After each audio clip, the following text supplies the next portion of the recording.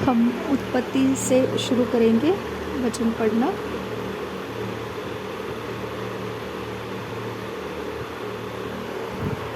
आदि में परमेश्वर ने आकाश और पृथ्वी की सृष्टि की।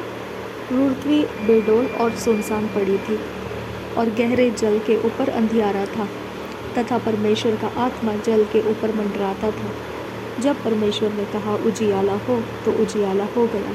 और परमेश्वर ने उजियाले को देखा कि अच्छा है।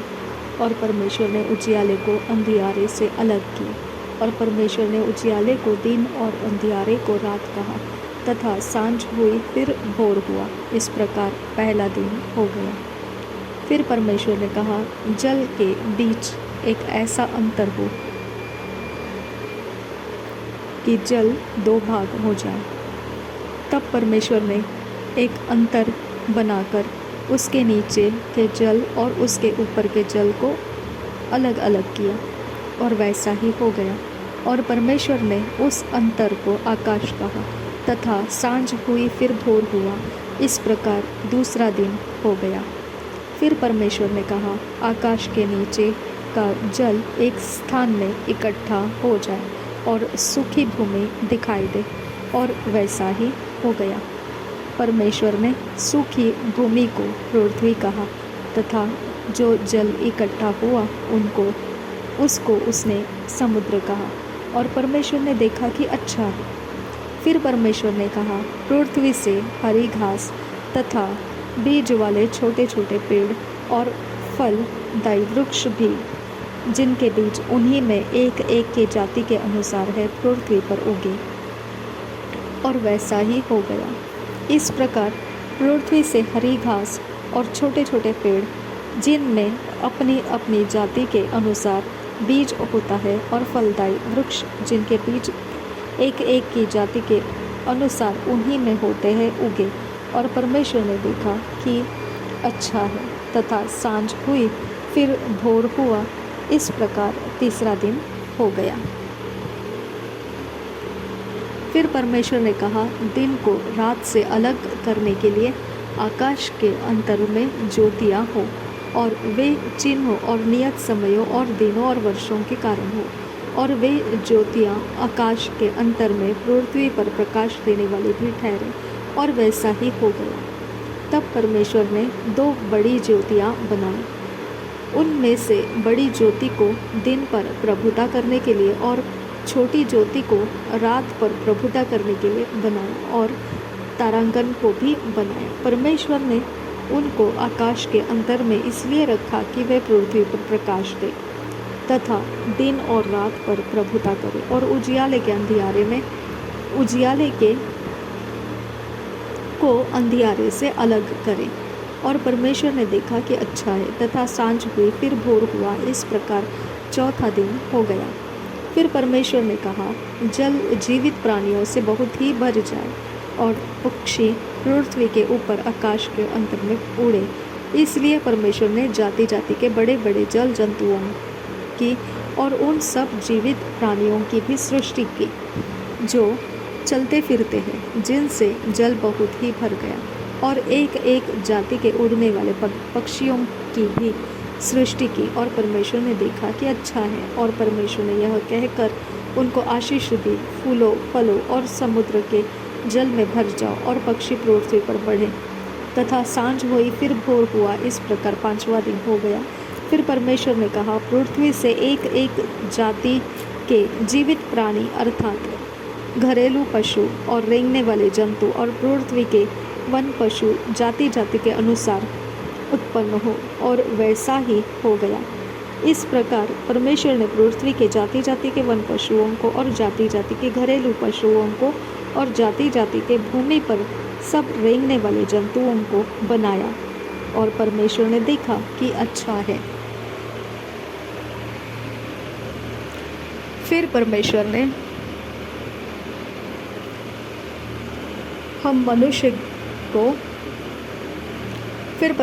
कहा हम मनुष्य की अपने स्वरूप के अनुसार अपने समानता में मनुष्य को अपने स्वरूप के अनुसार अपनी समानता में बनाए। और वे समुद्र की मछलियों और आकाश के पक्षियों और घरेलू पशुओं और सारी पृथ्वी पर और सब रेंगने वाले जंतुओं पर जो पृथ्वी पर रेंगते हैं अधिकार रखे। तब परमेश्वर ने मनुष्य को अपने स्वरूप के अनुसार उत्पन्न किया, अपने ही स्वरूप के अनुसार परमेश्वर ने उसको उत्पन्न किया, नर और नारी करके उसने मनुष्यों की सृष्टि की।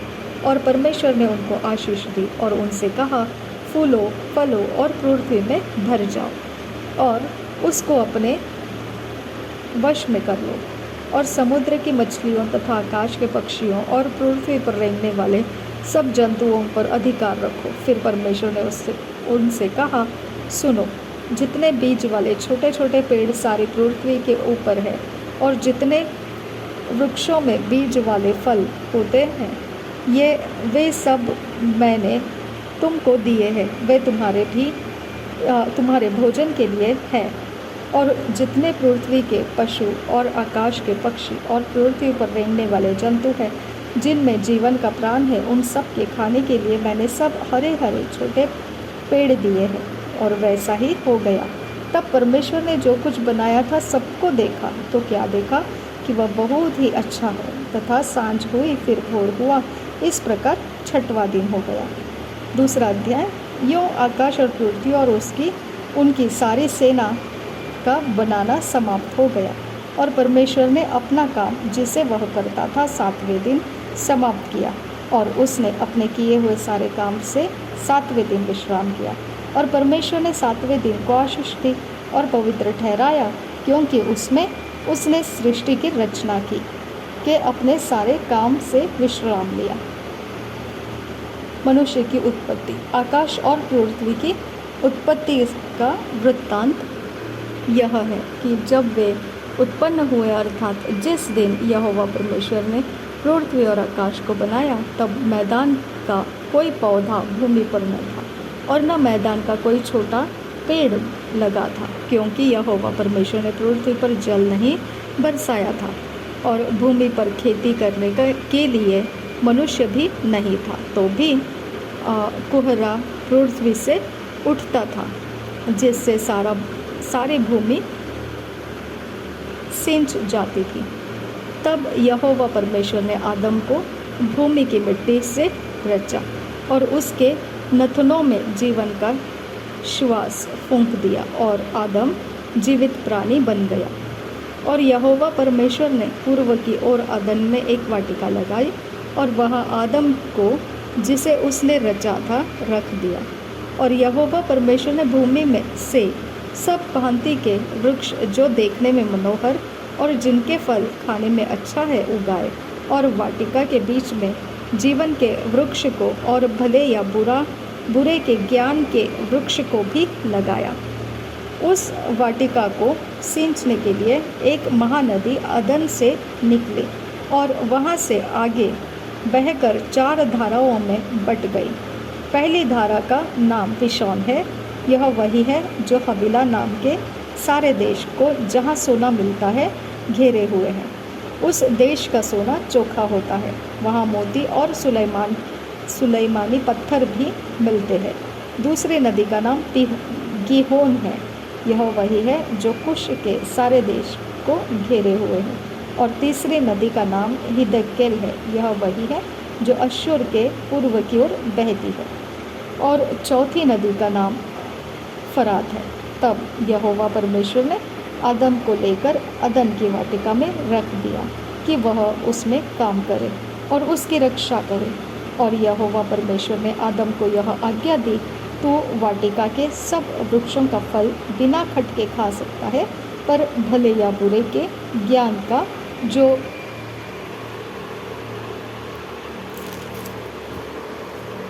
वृक्ष है उसका फल तू कभी न खाना, क्योंकि जिस दिन तू उसका फल खाएगा उसी दिन अवश्य मर जाएगा।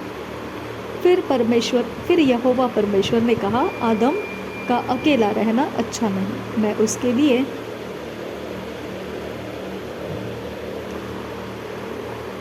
ऐसा सहायक बनाऊंगा जो उससे मेल खाए। और यहोवा परमेश्वर भूमि में से सब जाति के बनेले पशुओं और आकाश के सब भांति के पक्षियों को रचकर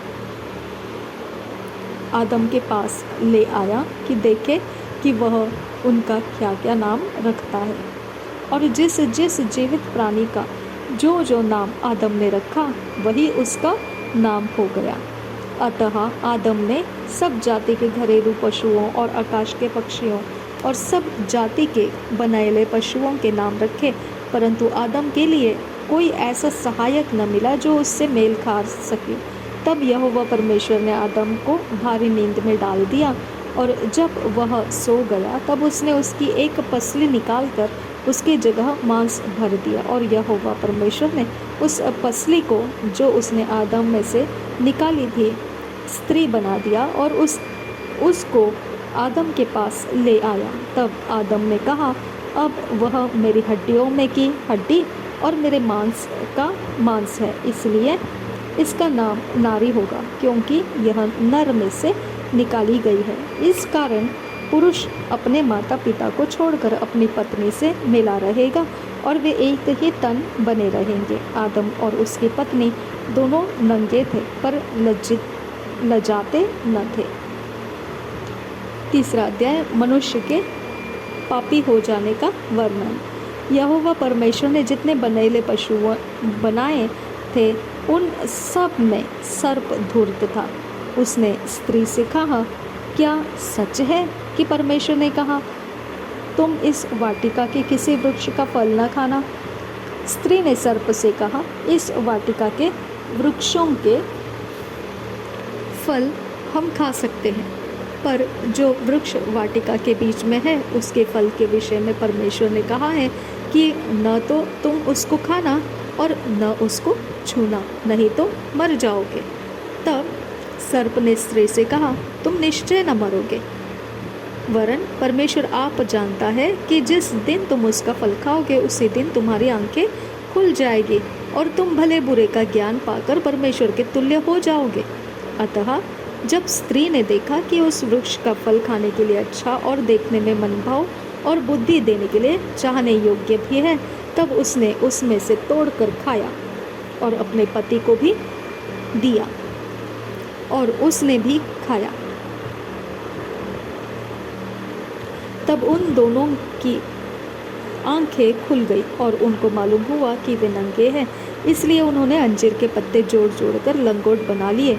तब यहोवा परमेश्वर जो दिन के ठंडे समय वाटिका में फिरता था का शब्द उनको सुनाई दिया। तब आदम और उसकी पत्नी वाटिका के वृक्षों के बीच यहोवा परमेश्वर से छिप गए। तब यहोवा परमेश्वर ने पुकार कर आदम से पूछा, तू कहाँ है? उसने कहा, मैं तेरा शब्द बारी में सुनकर डर गया, क्योंकि मैं नंगा था इसलिए छिप गया। उसने कहा, किसने तुझे बताया कि तू नंगा है? जिस वृक्ष का फल खाने को मैंने तुझे मना किया था, क्या तूने उसका फल खाया है? आदम ने कहा, जिस स्त्री को तूने मेरे संग रहने के लिए दिया है उसी ने उस वृक्ष का फल मुझे दिया और मैंने खाया। तब यहोवा परमेश्वर ने स्त्री से कहा, तूने ये क्या किया है? स्त्री ने कहा, सर्प ने मुझे बहका दिया, तब मैंने खाया। परमेश्वर का न्याय। तब यहोवा परमेश्वर ने सर्प से कहा, तूने जो यह किया है इसलिए तू सब घरेलू पशुओं और सब बनेले पशुओं से अधिक शापित है। तू पेट के बल चला करेगा और जीवन भर मिट्टी चाटता रहेगा, और मैं तेरे और इस स्त्री के बीच में और तेरे वंश और इसके वंश के बीच में बैर उत्पन्न करूँगा। वह तेरे सिर को कुचल डालेगा और तू उसके एड़ी को डसेगा।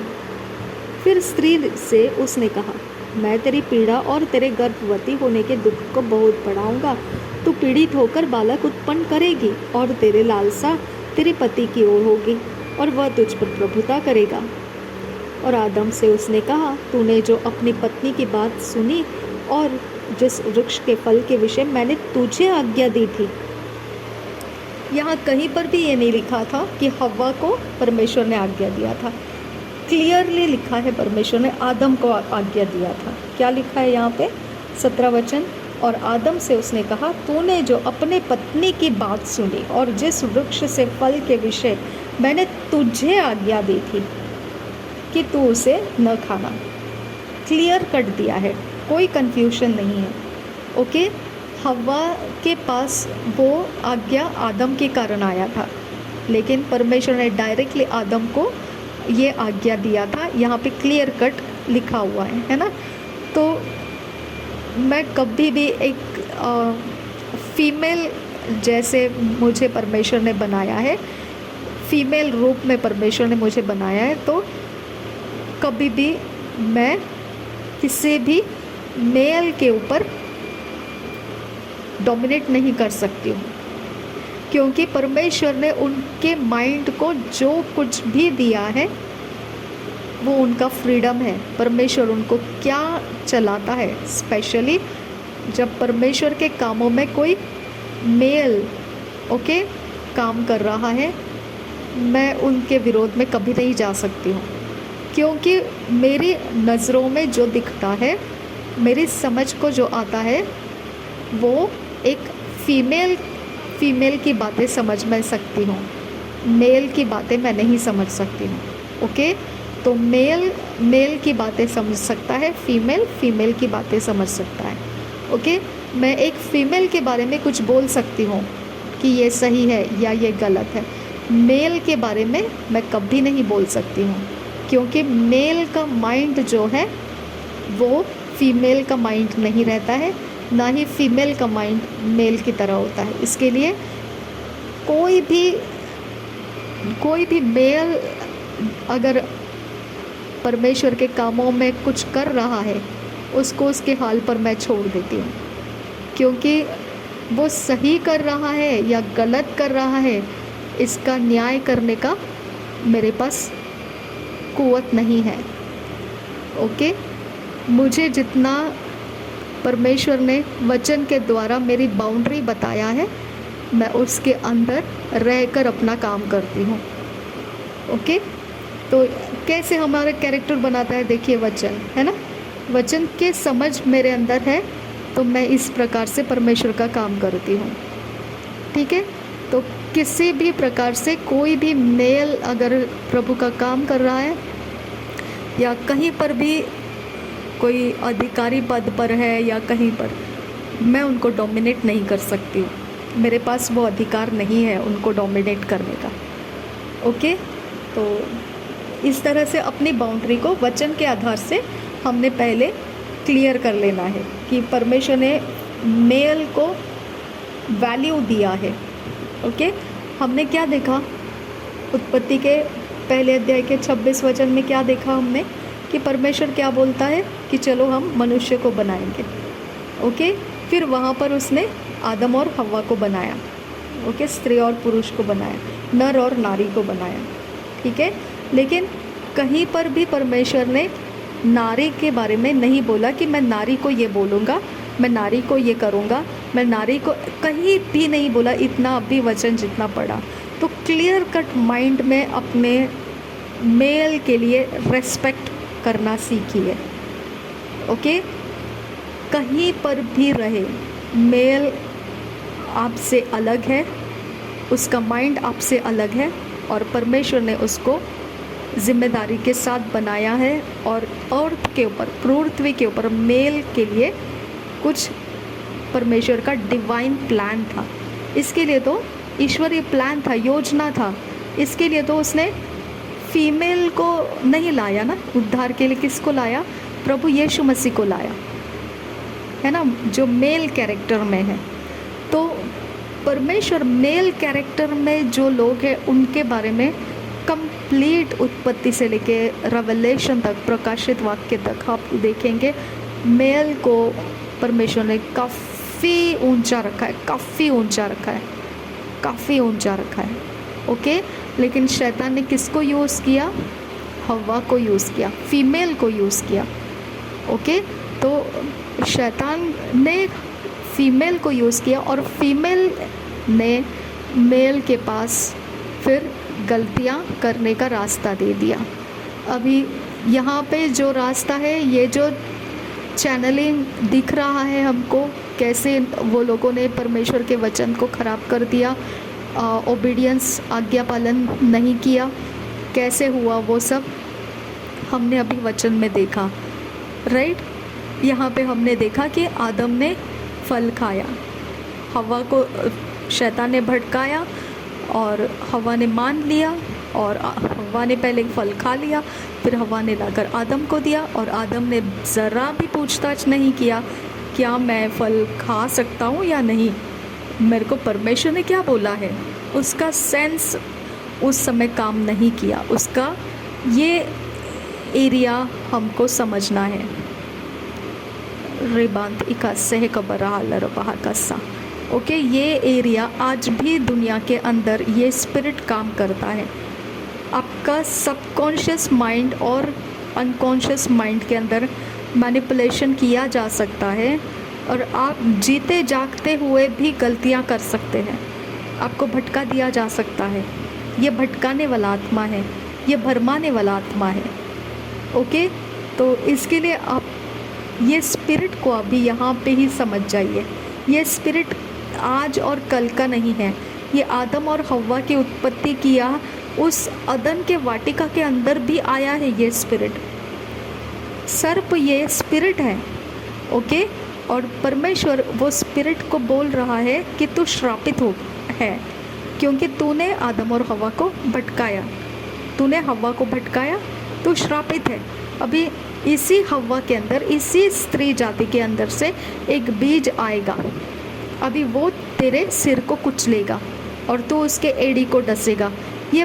ये एक भविष्यवाणी के अनुसार इसके पीछे हमको समझना चाहिए कि एड़ी क्या है और स्त्री का बीज क्या है, ठीक है, और वो कैसे सिर को कुचलेगा, ठीक है। ये एरिया ऑफ लाइफ परमेश्वर ने जो एक तरीके से समझाया कि क्या होने वाला है, तो ये किसको बोला उसने? आदम और हव्वा को नहीं बोला, ये सर्प को बोला, यानी कि ये चीज़ डायरेक्टली सर्प को बोला, ठीक है। आदम को आदम के बारे में डायरेक्टली बोला, हव्वा को हव्वा के बारे में डायरेक्टली बोला। तो ये वाला चीज़ जो है सर्प को जो बोला, तो सर्प कौन है? भरमाने वाला आत्मा है, ओके, ये भरमाने वाला आत्मा है। और ये आत्मा क्या बताता है? ये आत्मा ये बताता है कि वो अदन के वाटिका में आ चुका था, ओके, अदन के वाटिका में आ चुका था। अदन के वाटिका में तो परमेश्वर आता जाता है। ठंडे समय में परमेश्वर फिरता था वहाँ पे। अदन के वाटिका को परमेश्वर ने बनाया। अदन के वाटिका में आदम और हव्वा परमेश्वर की बनाई हुई सृष्टि है। उसके प्लान के अनुसार परमेश्वर ने अदन की वाटिका में इसको रखा। उधर सब कुछ जो चल रहा था अभी तक हमने देखा, वो सब कुछ सृष्टि के बारे में ही बातें हो रही है। फिर ये आया कहाँ से? अदन की वाटिका में, क्वेश्चन मार्क, है ना। तो हमको लगता है कि हम पवित्र हैं, हम अच्छे हैं, हम सब कुछ है, और भरमाने वाला आत्मा हमको नहीं, हमारा कोई काम नहीं है उससे। ऐसा नहीं है, वो आपको ढूंढता हुआ आता है, ओके। वो क्या ढूंढ के आया? क्या पूछा उसने हव्वा को? और उसने सबसे पहले दिमाग चलाया। सबसे पहला काम उसने दिमाग चलाया। उसने आदम के पास नहीं जाना, ये उसका पहला डिसीजन था। दूसरा डिसीजन उसका ये था कि हव्वा के पास जाना है। तीसरा डिसीजन उसका ये था कि क्वेश्चन करना, और फिर जवाब में जो उसको चाहिए वो जवाब वो हव्वा को देना। कितना स्ट्रैटेजी से आया है, वो कंप्लीट प्लान के साथ आया है। आज तक वो भरमाने वाला आत्मा जो भी, जहाँ भी, जिस जगह में भी काम करता है, वो स्ट्रैटेजी के साथ काम करता है। उसका बड़ा लंबा प्लान के साथ वो यहाँ से बैठ के 10 दिन के बाद क्या करने का है, वो अभी वो प्लान सेटअप करके बैठा रहता है, ओके। वो उस दिन बराबर से टारगेट करेगा, काम सफल करके निकल जाएगा। यही आप लोगों की और सबकी परेशानी रहती है, आप उसको समझते नहीं हैं, ओके। स्ट्रैटेजी के साथ हमको भी प्रार्थना में बैठना चाहिए। स्ट्रैटेजी के साथ हमारा भी परमेश्वर के साथ काम होना चाहिए। लेकिन हम कुछ स्ट्रैटेजी नहीं करते। हम उठते हैं, आंखें ऐसे खोल दिए, नींद में उठ जाते हैं, हाँ हम लोग प्रार्थना किया, बाइबल रीडिंग किया, हम ये देखते ही नहीं है कि नेगेटिव पार्ट के ऊपर शैतान भी स्ट्रैटेजी लेके तैयार है। हम उसको याद ही नहीं रखना चाहते, ओके। कोई बात नहीं है, अब आपको समझ में आ गया ये भरमाने वाला आत्मा कैसा आया। जहाँ पे आदम और हवा कहाँ पर है? अदन की वाटिका में। अदन की वाटिका किसकी है? परमेश्वर ने बनाया है। आदम और हवा को किसने बनाया? परमेश्वर ने बनाया। हवा को आज्ञा दिया था? नहीं। किसको आज्ञा दिया था? आदम को। तो आदम के पास जाना चाहिए था ना, आज्ञा तो आदम को दिया था, लेकिन कहाँ पे गया वो परमाने वाला? हवा के पास। और हवा के पास जाकर भी उसने कैसे सवाल किया? क्या तुमको सब फल नहीं खाने का ऐसा बोला है? यानी उसने ट्विस्ट कर दिया। ओके। और हवा ने जवाब देना दे दिया, क्योंकि उसके पास तो सेकेंड हैंड इंफॉर्मेशन था। फर्स्ट हैंड पर तो आदम के पास इंफॉर्मेशन था और उसके पास सेकेंड हैंड में आया दूसरी तरह से, वो उसको आदम के मुंह से सुनी थी उसके बारे में, तो उसने जो है वो अपने सोच से बता दिया। लेकिन फल खाने का उसके पास कमज़ोर अवस्था है। वो खाया और वो आदम के पास दिया, आदम ने भी उसको लिया, खाया, और वहाँ परमेश्वर ने बोला कि अच्छा तो ऐसा है, तो आदम का क्या होगा सेपरेटली बताया, और हवा का क्या होगा सेपरेटली बताया, और सर्प का क्या होगा सेपरेटली बताया। ओके। तो हमारे पास कोई कॉम्प्रोमाइज़ नहीं है। परमेश्वर डील करता है, और वो डील करने का टाइमिंग कैसे रहता है उसका? उसने आकर अपने समय में, ओके, हड़बड़ी करके नहीं आया, मैनिपुलेट करके नहीं आया, दगाबाजी करके नहीं आया, ओके, सोच समझ कर नहीं आया, नहीं, कुछ नहीं। परमेश्वर अपने समय में ही आता है, और जब उसके समय में आया और उसने समय के अनुसार आदम को आवाज़ लगाया, और आदम सामने नहीं आया, और फिर आदम का कारण सुना, तो आदम के कारण सुनने के बाद उसने क्या बोला? क्या तूने वो फल खाया जिसको खाने से मैंने मना किया था? यानी उसका रिज़ल्ट वो बता रहा था आदम कि मैं नंगा था, इसके लिए मैं तेरे सामने नहीं आया। परमेश्वर ने उसको बोला, तुझे किसने बोला तू नंगा था? राइट। ओके। आदम के लिए क्या है ये प्रॉब्लम? आदम के लिए ये बड़ा प्रॉब्लम है, लेकिन परमेश्वर बोलता है मैंने कब बोला तुझे प्रॉब्लम है? हालेलुया। ये एक बड़ा सुंदर परमेश्वर का हमारे लिए एक युक्ति, एक योजना, सुंदर योजना है परमेश्वर का हमारे लिए। ओके। वो आदम का मिस्टेक है तो भी वो नहीं बोल रहा। ओके। आदम का मिस्टेक दिख रहा है, आदम बोल रहा है मैं ना ऐसे से था, इसकी वजह से मैं नहीं आया। और परमेश्वर बोलता है तुझे किसने बोला तू ऐसे ऐसे है? यानी परमेश्वर क्या एक्सपेक्ट कर रहा था? जब मैं बोलूँगा उतना ही तुम बिलीव करो, जब मैं नहीं बोल रहा हूँ तो तुम उसके ऊपर बिलीव कैसे कर रहे हो? मैंने तो नहीं बोला है ये। ओके। तो हमारा माइंड प्रॉब्लम समझता है, लेकिन परमेश्वर बोलता है मैंने तो इसको प्रॉब्लम बोला ही नहीं, तुझे किसने बोला ये प्रॉब्लम है? ओके। तो बोलना क्या है मालूम है? हम लोगों के पास परमेश्वर जो बोलता है वो बहुत कम है, और जो हमारा माइंड जानता है वो बहुत ज़्यादा है। ओके। परमेश्वर जो बोलता है वो हम अपने ऊपर नहीं लेते हैं। और जो अब ये इसके अंदर इसने क्या किया था? आदम ने आज्ञा तोड़ दिया था। ओके। अगर आज्ञा तोड़ दिया ठीक है, तो आज्ञा तोड़ने के बाद जो कुछ भी हुआ उसका माइंड को वो समझ में आ गया और वो परमेश्वर से छिप गया। ये सारा एक्टिविटीज़ में परमेश्वर जब आया, परमेश्वर ने देखा अरे आज तो ये प्रेयर में नहीं बैठी है, अरे आज तो इसने बाइबल रीडिंग नहीं किया, अरे मैं तो आया हूँ लेकिन फिर भी आज तो ये कुछ काम नहीं कर रही है, अरे आज तो इसको जाना था, मुझे उसने बोला था प्रार्थना करके मुझे आज जाना है सब कुछ, मैं तो आ गया टाइम पर, अरे ये तो निकले नहीं आज, अरे क्या हो गया। ओके। परमेश्वर हमारे लिए एवर रेडी रहता है। ओके। परमेश्वर हमारे लिए छोड़ता नहीं है हमको कि चलो उसने प्रार्थना करके रखा है कि मेरे को ये मिलना चाहिए, वो मिलना चाहिए, तो परमेश्वर बोलता है हाँ चलो जाना है, उसको ये देना है। हम लोग कहाँ रेडी रहते उसके लिए? ओके, हम लोग रेडी नहीं रहते। हम लोग फिर क्या करते हैं? मिस कर देते हैं। ओके, और हम लोग क्या सोच रहे होते हैं? पता नहीं, शायद ये हमारा गलती है, पता नहीं शायद ये हमारा पाप है, पता नहीं शायद ये हमारे कोई जनरेशन के अंदर कुछ हुआ रहेगा, पता नहीं क्या है, पता नहीं बैड लक, किसी ने तो कुछ किया होगा शायद से। हमारे पास सब कुछ यही बातें हमारे माइंड में चलती रहती है।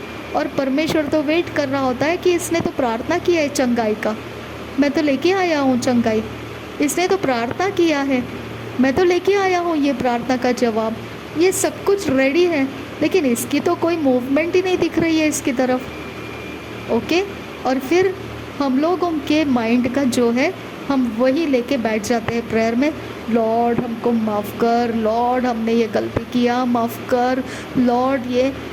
परमेश्वर बोलता है क्या? मैंने तो नहीं बोला तुमने ऐसे कुछ किया, तुमको किसने बोला ये? हालेलुया। तो ड्यूटरोनॉमी व्यवस्था विवरण के वो श्राप के जितनी लिस्ट दी है, अगर उसको पढ़ेंगे ना तो हमको इमीडिएटली परमेश्वर बोलेगा अच्छा तो ये लिस्ट में लिखा हुआ है, क्या तुमने ये किया? तो ये किया है तो बिल्कुल निश्चित है फिर ये ऐसा होना ही था तुम्हारे साथ। ओके, तो हमारा रिज़ल्ट, प्रॉब्लम्स का रिज़ल्ट हम खुद है, परमेश्वर नहीं है। ओके, हमारे रिज़ल्ट्स हमने भरमाने वाले आत्मा का सुना, डिस्ट्रैक्शन के आत्मा का सुना, डिस्ट्रक्शन में लेकर जाने वाले मार्ग हमने चल दिया।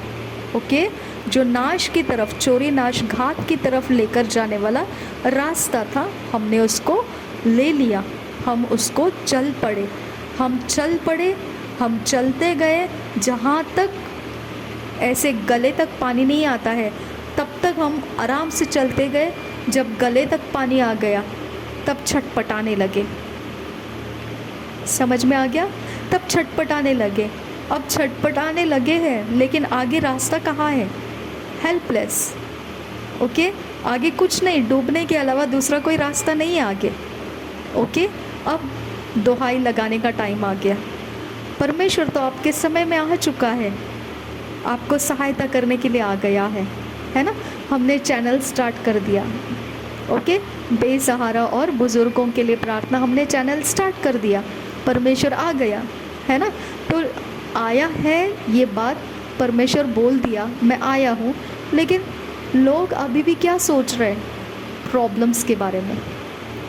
ओके, और यही बात पूरी दुनिया के अंदर, चैनल तो मैंने खोला है लेकिन पूरी दुनिया के अंदर सब जितने भी लोगों को ये ज़रूरत है सुनने की, वो लोग अपने सिर को पकड़ के बैठे होंगे, वो लोग अपने सोच में पकड़ के बैठे होंगे। वो कहाँ सुन रहे हैं कि परमेश्वर आ गया है उनको बचाने के लिए।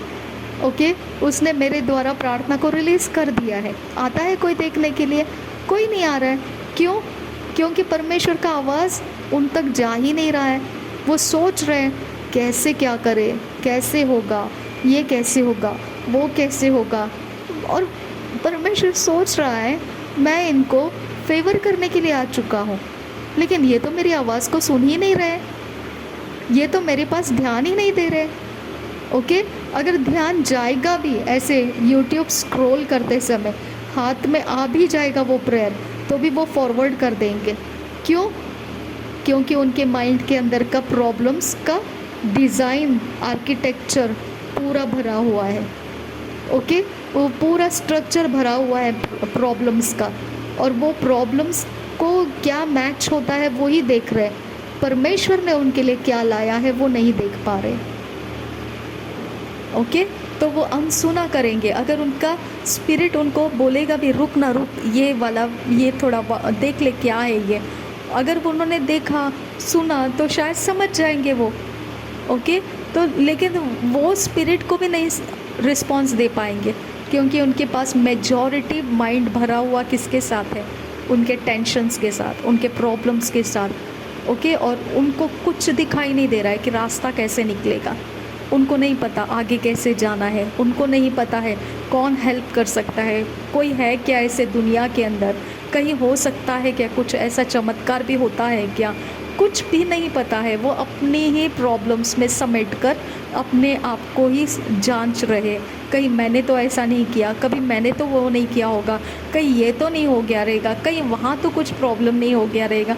वो अपने ही माइंड के अंदर उस बात को लेकर सोचते रहते हैं या डिस्कशन करते रहते हैं या सोचते कोई रास्ता निकल सकता है क्या। ओके, लेकिन ये बात वो समझ नहीं पाते हैं कि परमेश्वर आ चुका है। ठीक है, तो प्रॉब्लम्स कहाँ जनरेट हो गया? आज्ञा तोड़ने की वजह से प्रॉब्लम्स जनरेट हो जाता है। हालेलुया। तो हम जितने भी आज कोई भी प्रॉब्लम्स में हैं, कहीं पर भी है, नो मैटर वो कौन से रूप और कौन से स्टोरीज़ का वो प्रॉब्लम है, नो मैटर, जड़ एक ही है। आज्ञा तोड़ने की वजह से हम वो प्रॉब्लम में फंस गए। ओके, अब परमेश्वर ने क्या किया? आदम को पनिशमेंट बताया। ये पनिशमेंट नहीं बोल सकते हैं। परमेश्वर ने क्या बोला कि तूने ऐसा किया, इसके लिए मुझे अभी कुछ डायरेक्शन चेंज करना पड़ेगा। ओके, ये अभी ऐसे होने वाला है कि जिस रोड से तू जाने वाला था, अब मैं वो रोड थोड़ा बंद करके दूसरा रोड से तेरे को लेकर जा रहा हूँ। अभी वो सफरिंग्स का रोड स्टार्ट हो गया। ओके, आदम को जो सफरिंग्स बोला, हव्वा को जो सफरिंग्स बोला, और सर्प के बारे में यानी भरमाने वाले आत्मा के बारे में जो बोला, वो ही बहुत पावरफुल है हमको प्रॉब्लम से बाहर आने के लिए। ओके, भरमाने वाले ने क्या कर दिया? आदम और हव्वा का परमेश्वर के सामने पूरा रॉन्ग डिसीशंस लेकर उनका फ्यूचर ही ख़राब कर दिया। ठीक है, परमेश्वर ने आदम और हव्वा को तो अलग रखा, लेकिन भरमाने वाले के साथ जो बोला वो हव्वा को लेकर बोला। उसने बोला स्त्री का एक बीज आएगा, और स्त्री का एक बीज आएगा और फिर वो बीज तेरे सिर को कुचलेगा और तू उसके एड़ी को डसेगा। ओके, तो यहाँ पे हमारा प्रॉब्लम का आंसर है। उसके बाद हव्वा को परमेश्वर ने बोला तू पीड़ा से जन्म देगी, गर्भवती होकर पीड़ा होगी तुझे, पीड़ा से तू बालक जन्माएगी। और दूसरा ये बोला कि तू अपने पति के तरफ ज़्यादा झुकाव रहेगा तेरा, और पति तेरे ऊपर प्रभुता करेगा। ये सब बोला उसने, लेकिन आदम को भी बोला उसने बहुत कुछ। लेकिन ये सर्प जो भरमाने वाला आत्मा है, इसको परमेश्वर ने क्या बोला? आया कौन था उनको भटकाने के लिए? यही आया था ना। तो आज हमारा प्रॉब्लम जो भी है वो क्यों है? परमेश्वर की आज्ञा तोड़ने की वजह से, बराबर है। तो परमेश्वर की आज्ञा हमने तोड़ी कैसे? ये भरमाने वाला आया था, अभी समझ में आ गया? ओके, ये भरमाने वाला आया था, हमने उसकी सुनी, उसके पीछे चले, अभी प्रॉब्लम में फंस गए। अभी समझ में आ गया? क्या परमेश्वर ने दिया आपको प्रॉब्लम? नहीं, परमेश्वर ने बोला मुझे नहीं पता, मैंने तो नहीं बोला तुझे ऐसा कुछ तेरे पास प्रॉब्लम है। ओके, मैंने तो सारा सिस्टम दे दिया है, यूनिवर्स अपना काम कर रहा है। ओके, सब कुछ अपना अपना काम कर रहा है, वहीं से कुछ रिवॉल्ट बैक आया होगा तुझे। मैंने तो तेरा कुछ बिगाड़ा नहीं, मेरा माइंड नहीं है कि तू परेशानी में पड़े, मेरा माइंड में तो नहीं है ये। मैंने तो तुझे बोल के नहीं दिया ऐसा कि तू परेशानी में पड़ जा, नहीं, मैंने तो नहीं किया ये। तुझे किसने बोला ये तू परेशानी में है? यानी कि तूने कुछ यूनिवर्स के पास काम बिगाड़ दिया है, इसके लिए यूनिवर्स ने तुझे रिटर्न बैक भेज दिया है, पे बैक करना पड़ेगा अभी। ओके, तो यहाँ पे सर्प को परमेश्वर ने क्या बोला? तूने जो किया, अब तू क्या रहेगा? सब बनेले पशुओं से ज़्यादा श्रापित रहेगा तू।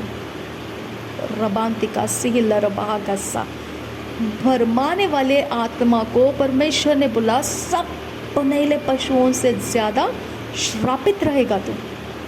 इंसान को नहीं बोला परमेश्वर ने। कितना मज़ेदार है परमेश्वर हमारा, देखा कितना प्यारा है मनुष्यों के लिए, कितना सामर्थ्य है परमेश्वर हमारे लिए। अब सोच के देखो, आदम को वो बोल सकता है श्रापित इंसान तू, अभी बोल सकता था, है ना, और हव्वा को बोल सकता ऐसी वैसी, ये वो समझ में नहीं आता, अक्ल कहाँ गई थी तेरी, बहुत कुछ बोल सकता था, है ना।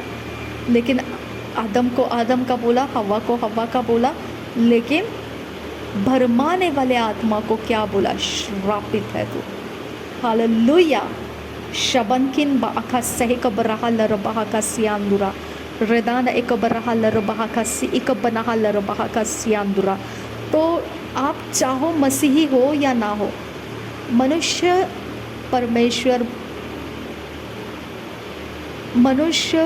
परमेश्वर के लिए मनुष्य ही है। ओके, हम लोगों का और परमेश्वर का कोई भी कुछ भी प्रकार से नेगेटिविटी में नहीं है। नेगेटिविटी में हम क्यों पड़ गए? भरमाने वाले आत्मा की वजह से। आया समझ में? अगर हम देखेंगे उत्पत्ति के पहले अध्याय के 26 वचन को, अगर हम देखेंगे, कितना कुछ अच्छा चीज़ वहाँ पर बोला था परमेश्वर ने, कितना प्यारा प्यारा चीज़ बोला था। क्या क्या बोला था देखेंगे हम। उत्पत्ति के पहले अध्याय का 26 वचन से देखो क्या क्या बोला था। फिर परमेश्वर ने कहा, हम मनुष्य को अपने स्वरूप के अनुसार अपनी समानता में बनाए, और वे समुद्र की मछलियों और आकाश के पक्षियों, घरेलू पशुओं और सारी पृथ्वी पर और सब रेंगने वाले जंतुओं पर। तो सर्प रेंगने वाला जंतु है। हालेलुया। सर्प कौन है? रेंगने वाला जंतु है। उस रेंगने वाले जंतुओं पर जो पृथ्वी पर रेंगते हैं, अधिकार रखे। क्या रखे? अधिकार रखने के लिए बोला है ना, अधिकार रखने के लिए बोला। और तब परमेश्वर ने मनुष्य को अपने स्वरूप के अनुसार उत्पन्न किया, अपने ही स्वरूप के अनुसार परमेश्वर ने उसको उत्पन्न किया, नर और नारी करके उसने मनुष्य की सृष्टि की। देखो, दो अलग अलग चीज़ें यहाँ पर। यहाँ क्या बोला है? तब परमेश्वर ने मनुष्य को अपने स्वरूप के अनुसार उत्पन्न किया। ये एक उत्पन्न किया, ये एक वर्ड है। और दूसरा वर्ड क्या है? अपने ही स्वरूप के अनुसार परमेश्वर ने उसको उत्पन्न किया, नर और नारी करके उसने मनुष्यों की सृष्टि की। दो वर्ड्स, उत्पन्न किया और सृष्टि किया, दो वर्ड्स अलग अलग हैं। ओके, परमेश्वर के स्वरूप और समानता उत्पन्न में आता है, नर और नारी सृष्टि में आता है। यानी स्वरूप और समानता, ये इनविजिबल रियाम्स है, अदृश्य में है। स्वरूप और समानता, हम देह जैसा दिख रहे हैं, हमारा देह, मनुष्य शरीर जो हम देख रहे हैं, इसको परमेश्वर ने स्वरूप और समानता नहीं बोला। परमेश्वर क्या बोलता है? मैं आत्मा हूँ। ओके, परमेश्वर क्या है? आत्मा है। कहाँ पर लिखा है ये? यूहन्ना के सुसमाचार में 4 अध्याय में आपको ये मिलेगा कि उसने बोला है मैं आत्मा हूँ। परमेश्वर आत्मा है। ठीक है। यीशु मसीह ने भी बोला कि जो वचन मैं बोलता हूँ वो पिता से मिलता है मुझे, और वो वचन, वो शब्द जो है वो भी आत्मा है। ओके, तो परमेश्वर सबसे पहला, यूहन्ना के पहले अध्याय का पहला वचन भी बताता है, आदि में शब्द था, शब्द परमेश्वर था और शब्द परमेश्वर के साथ था। और यीशु मसीह बोलता है वही शब्द जो मेरे मुंह से निकलता है वो पिता देता है बोलने के लिए, और मैं उसे बोलता हूँ, लेकिन वही शब्द आत्मा है। ठीक है, तो हम आत्मा के बारे में देखेंगे। अगर हमको परमेश्वर को समझना है, परमेश्वर मूर्ति नहीं है। परमेश्वर कोई आकाश, पृथ्वी, जीवधारी जगत के अंदर जो भी चीज़ें हैं, लकड़ी का क्रॉस भी रहे, वो परमेश्वर नहीं है। ओके, फोटोग्राफ्स अगर आप कुछ देखते हो, फोटोज़ के ऊपर कुछ देखते हो, वो परमेश्वर नहीं है। ओके, हम परमेश्वर को आज तक किसी ने देखा नहीं है। ओके, अगर कोई यीशु मसीह को बोलेगा कि हाँ मैंने यीशु मसीह का फ़ोटो लगाया है, तो जो समय यीशु मसीह पृथ्वी पर था, उस समय का जो उसका फेस था, वो आज तक लोग इमेजिनेशन से ही उसको ड्रॉ करते हैं। ओके, उस समय जो उनका फ़ोटो था, वो अलग अलग रीज़न से चेंज होता आज तक आया है। वही आर्टिस्ट नहीं है जो उस समय यीशु मसीह को सामने देखे और उन्होंने उसका चित्र बना के लिया, ऐसा कोई नहीं है ना। अभी सब ख़त्म हो गए वो, अब नए आते हैं आर्टिस्ट, वो अपने तरीके से उसको कलर करते, अपने तरीके से उसका फेस वैसा का वैसा लेने की कोशिश करते, लेकिन वो कहीं ना कहीं तो कुछ ना कुछ तो कम ज़्यादा करते अभी तक वो फेस बहुत चेंज हो चुका है। तो क्या वो यीशु मसीह है? जी नहीं। फिर उसके फ़ोटो को देख कर आप क्या हो जाओगे? उसको आप यीशु मसीह मानोगे, तो आइडल वर्शिप हो जाता है वो। ओके, तो यहाँ पे परमेश्वर ने अपने आप को दिखाया क्या? नहीं दिखाया, लेकिन वो बोलता है मुझे अगर देखना है तो मैंने अपने स्वरूप में और अपने समानता में, ओके, किसको बनाया? मनुष्य को बनाया है अपने स्वरूप और समानता में। लेकिन मैंने नर और नारी सृष्टि किया है।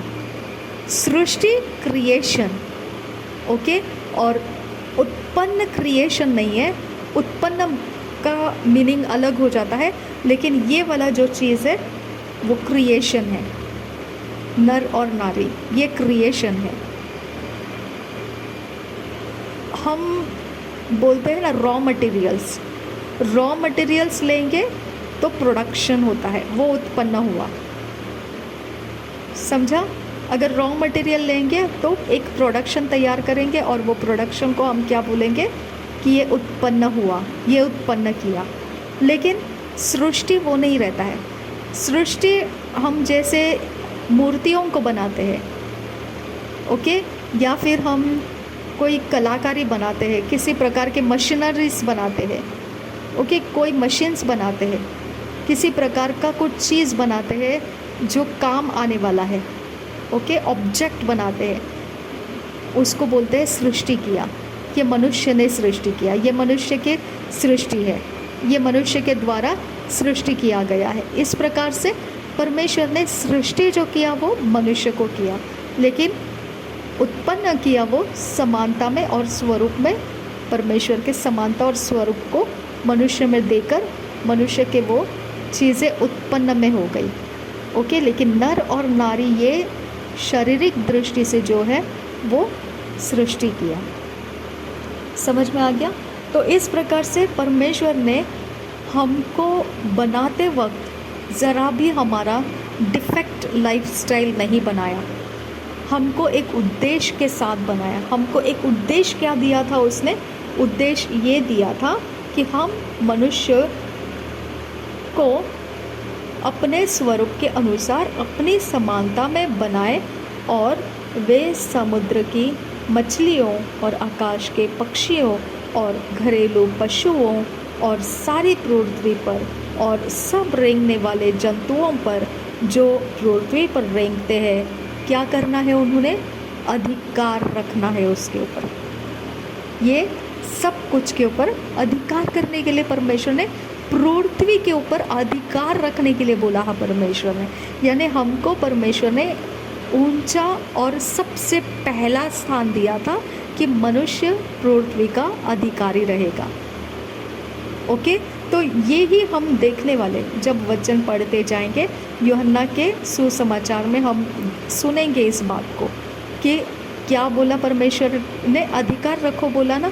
तो यीशु भी बोलता है तुम पृथ्वी के नमक हो, ओके, तुम जगत की ज्योति हो, ओके, और तुमको जो नम्र है वो पृथ्वी के अधिकारी होंगे। ठीक है, तो इस प्रकार से परमेश्वर हमारे लिए अधिकार रखने का यीशु मसीह के द्वारा भी वही बोला। क्या बोला उसने? अधिकार रखो। ठीक है, तो गलती का क्या करे? अभी बोला तो बहुत प्यारा प्यारा चीज़ है परमेश्वर ने, अधिकार रखो बोला, सृष्टि किया, उत्पन्न किया, और 28 वचन में ये भी बोला कि आशीर्वाद दिया, और परमेश्वर ने उनको आशीष दी और उनसे कहा फूलो फलो और पृथ्वी में भर जाओ और उसको अपने वश में कर लो। My God. और समुद्र को, मछलियों, और क्या आकाश क्या समुद्र, फूलो फलो और पृथ्वी में भर जाओ और उसको अपने वश में कर लो, और समुद्र की मछलियाँ तथा आकाश के पक्षियों और पृथ्वी पर रेंगने वाले सब जंतुओं पर अधिकार रखो। फिर परमेश्वर ने उनसे कहा, सुनो, जितने बीज वाले छोटे छोटे पेड़ सारी पृथ्वी के ऊपर है, जितने वृक्षों में बीज वाले फल होते हैं, वे सब मैंने तुमको दिए हैं, वे तुम्हारे भोजन के लिए है। अब ये भोजन की प्रक्रिया भी परमेश्वर ने आदम और हव्वा को समझाया। मैंने तुमको सृष्टि किया है, मैं जानता हूँ कि तुमको भूख लगने वाली है, ओके, तो तुमने क्या करना है? ये सारे फल है और इसको तुमने खाना है। ओके, तो आप सोच कर देखिए, हम क्या जानते हैं अपने बारे में, हम क्या जानते हैं अपने हेल्थ के बारे में, हम क्या जानते हैं अपने भविष्य के बारे में, हम क्या जानते हैं हम, कौन सा चांद, कौन सा सूरज, कौन सी दुनिया, कौन सी स्पिरिट, क्या जानते हैं हमारे बारे में। ओके, यहाँ पर परमेश्वर ने शुरू से लेकर खाने तक की बात बता दी कि मैंने तुमको बनाया है, मैं जानता हूँ तुम्हारे अंदर क्या क्या है और तुमको क्या क्या ज़रूरत लगने वाली है। हालेलुया। तो हमारे प्रॉब्लम्स हमको कुछ नहीं कर सकते हैं, हमारा प्रॉब्लम्स हमको कुछ नहीं कर सकता है। हमारा प्रॉब्लम सिर्फ हमने परमेश्वर की आज्ञा तोड़ने की वजह से हमारे लाइफ में आ गया। आज्ञा कैसे तोड़ी? हमने खुद तोड़ी क्या? जी नहीं, हमको भरमाया गया। हालेलुया। लेकिन भरमाया गया ना, तो परमेश्वर भी क्या बोलता है? मैं भरमाने वाले को श्राप दूंगा। अब वो श्रापित है। हालेलुया। लेकिन मनुष्यों को वो थोड़ा सा कष्ट का रास्ता दिया, लेकिन श्राप किसको मिला? श्राप भरमाने वाले को मिला। हालेलुया। लेकिन रास्ता भी मिल गया। परमेश्वर बोलता है वो श्राप देने के बाद में परमेश्वर बोलता है तेरा सिर कुचला जाएगा। तूने किसको यूज़ किया? स्त्री को यूज़ किया। वही स्त्री का बीज आएगा अभी और तेरा सिर कुचला जाएगा। हालेलुया। तो हमको हमारा प्रॉब्लम जनरेट करने के लिए किसको यूज़ किया है? भरमाने वाले ने। डेफिनेट 100% है कि भरमाने वाले ने कुछ तो काड़ी किया, बोलते हैं ना वैसे, है ना, कुछ तो किया उसने, ठीक है। लेकिन किया तो लिया किसको उसने वो काम में? किसको लिया? है कोई तो कमज़ोर इंसान कोई तो होगा जिसको वचन पता नहीं है पूरा। ओके, हव्वा वैसे ही थी, उसको कंप्लीट नहीं पता था कि परमेश्वर को क्या चाहिए क्या नहीं। उसने आदम से सुना था, डायरेक्ट परमेश्वर से नहीं सुना था। ओके, लेकिन परमेश्वर भी जिम्मेदारी से किसको पूछता है? आदम को पूछता है। तेरे को मैंने बोला था ना फल नहीं खाना। हालेलुया। उसने हव्वा को नहीं बोला। ओके, हव्वा को इतना ही बोला, तूने ये क्या किया? हालेलुया। ओके, ये क्या किया तूने? लेकिन आदम को बोलता है तुझे बोला था ना मैंने, तुझे आज्ञा दिया था ना मैंने। ओके, तो आदम को पकड़ता है वो। इस पृथ्वी के ऊपर ये फिनोमिना कभी चेंज नहीं होगा। लाइफ ख़त्म हो जाएगी, कभी चेंज नहीं होगा। ये प्रायोरिटी जो मेल लोगों को परमेश्वर ने रखा है वो प्रायोरिटी कंटिन्यू रहेगी। ओके, और फीमेल्स के लिए परमेश्वर ने जो रास्ता दिया है वो वैसा ही आगे जाता रहेगा। इसके लिए कोई डोमिनेट नहीं करना, फीमेल्स लोग मेल के ऊपर डोमिनेट करके नहीं बताना। ओके, हमको हमेशा ये बात को वचन के अनुसार देखना है। ओके, हमारे पास हमेशा जितना जानकारी है वो सिर्फ हम हेल्प कर सकते हैं, हम हेल्प के साथ साथ चल सकते हैं, हम हेल्प दे सकते हैं, हम हेल्प जनरेट कर सकते हैं। लेकिन जो मेल स्टैंडर्ड्स के लोग रहेंगे उसको हम compete नहीं कर सकते। ओके, उसके साथ हम कंपटीशन नहीं कर सकते हैं। उनके पास परमेश्वर ने दिया हुआ, वो परमेश्वर आके पूछता है उनको, मैंने तेरे को बोला था ना ये मत कर। एकदम कड़क भाषा में बात करता है परमेश्वर, है ना। लेकिन हव्वा के साथ कैसे बोला, ये क्या किया तूने, ये क्या किया हव्वा तूने। हालेलुया।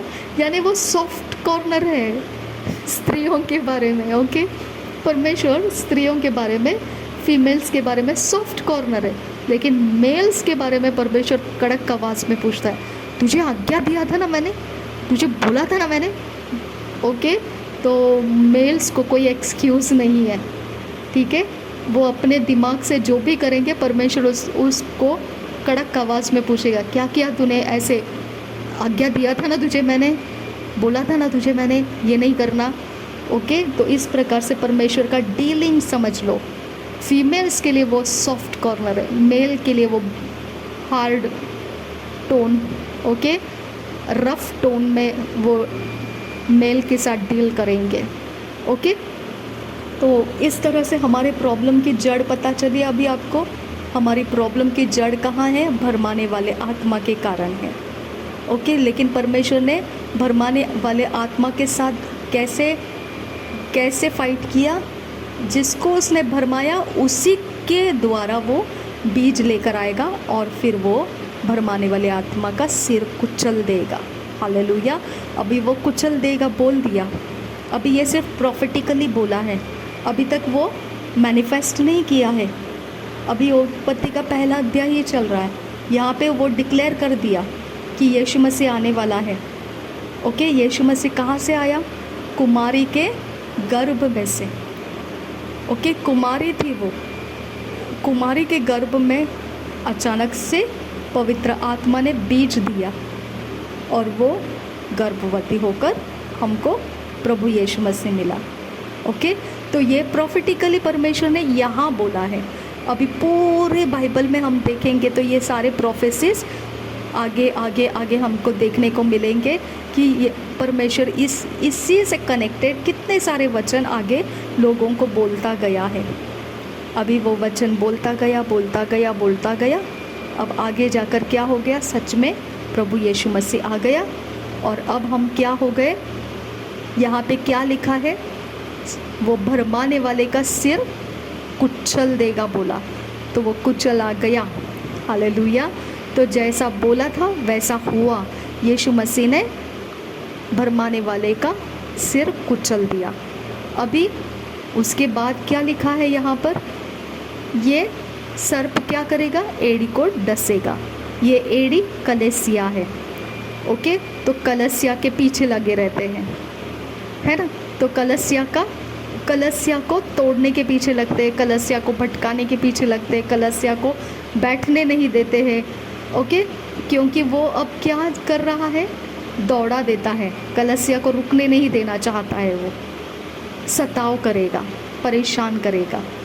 ओके, अगर आप मसीह हो और मसीही परेशानी आपको किया जाता है तो वो क्यों है, क्योंकि यहाँ परमेश्वर ने क्या बोला दिया है ना यहाँ पर, कि वो इस प्रकार से छल करेगा, लोगों के छल करेगा। तो कोई बात नहीं है, परमेश्वर ने बोला है हमको, वचन के अनुसार हमको सब कुछ मालूम पड़ जाता है और उसके हिसाब से हमको अपने लाइफ को कंफर्ट करना है। ओके, सांत्वन देना है, हम हार नहीं मानना है कि ये क्या है, मैं तो मसीह में आ गया और मेरा तो परेशानी बढ़ गया। नहीं, परमेश्वर ने हमको बोला है कि ये ऐसा होगा, लेकिन हमने धीरज के साथ चलना है। ओके, हे छोटे झुंड मत डर, क्योंकि मैंने संसार को मैंने जगत को जीत लिया है। ओके, तो इस संसार के अंदर क्लेश ज़्यादा है, लेकिन मैंने संसार को जीत लिया है। ठीक है, तो हमारे लिए परमेश्वर जो रास्ता यहाँ पे बोला था कि ये भरमाने वाला क्या करेगा, कलीसिया को छल करेगा, मसीहों को छल करेगा। लेकिन यीशु मसीह ने क्या कर दिया, उसका सिर कुचल दिया। अभी सिर कुचला गया है, सिर कुचला गया तो अभी क्या बाकी रह गया, सिर्फ धड़ बाकी रह गया। ओके, अभी धड़ बाकी रह गया, इसके आगे क्या करेगा वो, सिर तो है नहीं। सिर से क्या किया जाता है, स्ट्रैटेजी बनाया जाता है ना, इंटेलिजेंस यूज़ किया जाता है, धूर्तता यूज़ किया जाता है। ओके, सिर है तो कुछ तो काम कर सकता है वो। लेकिन अभी क्या किया था, सिर था तो उसने हवा को आके बहुत बड़ा एक एडवाइस दे के गया था। क्या एडवाइस था वो, पहले इसने स्ट्रैटेजी के हिसाब से क्या पूछा, क्या सब फल खाना मना किया है क्या। ओके, फिर दूसरा क्या बोला, अच्छा तो फिर क्या है, फिर ऐसे कैसे, आगे क्या है। फिर हवा ने जब जवाब दिया तो क्या मिला, हवा का जवाब को उसने जवाब दिया फिर, नहीं, ऐसा नहीं है, तुम मरोगे नहीं, बिल्कुल नहीं। ओके, तुम खा सकते हो और बस क्या हो जाएगा, परमेश्वर जैसे बन जाओगे, बस और क्या होने वाला है। ठीक है, तो ये एडवाइस दिया था, कहाँ से दिया उसने, सिर था ना उसके पास। लेकिन अब क्या हो गया, यीशु मसीह ने उसके सिर को कुचल दिया। हालेलुया, ये भरमाने वाला आया था आपके लाइफ को डैमेज करने के लिए, आपके लाइफ को परेशानी में डालने के लिए। डाला उसने, परेशानी में डाला, सब कुछ किया, भरमाने वाले ने ही किया है, 100% भरमाने वाले ने ही किया है। ओके, तो हमको ये तनिक भी नहीं सोचना है कि सब कुछ शैतान नहीं करता है। तनिक भी मत सोचो, ये थोड़ा माइन्यूटली भी मत सोचो, एक छोटा पिन पॉइंट जितना भी मत सोचो ये, क्योंकि उसके बिना कोई नहीं है जो परमेश्वर के विरोध हमको लेकर जा सकता है। ओके, परमेश्वर के विरोध जाने का एक ही कारण हो सकता है कि हम भरमाने वाले के हाथ में पड़ गए। ठीक है, तो इसके लिए हम लोगों का प्रॉब्लम्स में जब टफ टाइम आ गया है तो कहीं तो रास्ता हमने गलत ले लिया है, कहीं तो हमने कुछ तो रास्ते में कुछ गड़बड़ी कर दिया है। ठीक है, कोई बात नहीं है, परमेश्वर के पास आंसर है उसके लिए, हर चीज़ का आंसर है, हर बात का आंसर है। ओके, अभी यहाँ पे जो हुआ वो आदम को सफ़रिंग हुआ, हव्वा को सफ़रिंग हुआ, लेकिन प्रभु यीशु मसीह ने जब भरमाने वाले का सिर कुचल दिया है तो अब हमारे लिए सफ़रिंग्स नहीं है, क्योंकि हमारा सफ़रिंग प्रभु यीशु मसीह है। उसने हमारे सफ़रिंग को पे बैक कर दिया।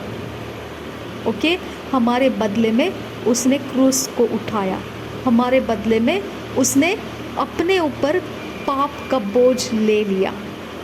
आपका जो परेशानी है, जॉब नहीं मिल रहा है, बिजनेस नहीं चल रहा है, फैमिली मैटर्स से कुछ भी प्रॉब्लम जो आपके लाइफ को सताव लगता है, टॉर्मेंटिंग लगता है, हार्ड वर्क लगता है, एकदम बस रे बस लग रहा है कि कुछ नहीं हो सकता है, कोई रास्ता नहीं है, बस फुल स्टॉप लग चुका है। ओके, यहाँ पे ही परमेश्वर बोलता है ये फुल स्टॉप नहीं है, ये रास्ता बनाने का काम मेरे पास है। तुम लोग अटक गए हो, तुम लोगों ने गलती कर लिया, जो रास्ता नहीं है उससे तुमने रास्ता समझ लिया, अब कोई बात नहीं है, मैं हूँ यहाँ पे। हालेलुया। ओके, अब परमेश्वर बोलता है अब मैं रास्ता दिखाता हूँ, और तुम लोगों के लिए मेरे पास था पनिशमेंट बोलने के लिए, लेकिन तुमने जो पनिशमेंट लेना था वो तुम्हारे बदले में प्रभु यीशु मसीह ने ले लिया। बस इसके ऊपर विश्वास करो। हालेलुया। ओके, तो परमेश्वर हमको छुटने का रास्ता कैसा दिया, अभी आदम को जैसा बोला, हव्वा को जैसा बोला, वैसा हमको नहीं बोला। उसने हमको क्या बोला, सिर्फ विश्वास करो कि प्रभु यीशु मसीह ने तुम्हारे लिए क्रूस का बोझ उठाया, तुम्हारे मिस्टेक्स जो भरमाने वाले का तुमने सुन लिया और तुम जो रास्ता चल पड़े, अभी वहाँ तुम फंस गए। अब आगे बढ़ने का कोई रास्ता नहीं दिख रहा है। तो अब क्या है फिर? तुम भरमाने वाले के सुनकर चल रहे थे, इसकी वजह से फंस गए हो। छोटी सी बात है, प्रभु यीशु मसीह को मान लो कि मेरे पाप, मेरे गुनाह प्रभु यीशु मसीह ने उठा लिया है और मैं उस गुनाह से, उसके पनिशमेंट में से रिहा हो जाता हूँ। ओके? और परमेश्वर बोलता है बस ये करने से तुम्हारे रास्ते मैं खोल दूँगा। तुम्हारे रास्ते खोलने का ताकत मेरे पास है। हालेलुया।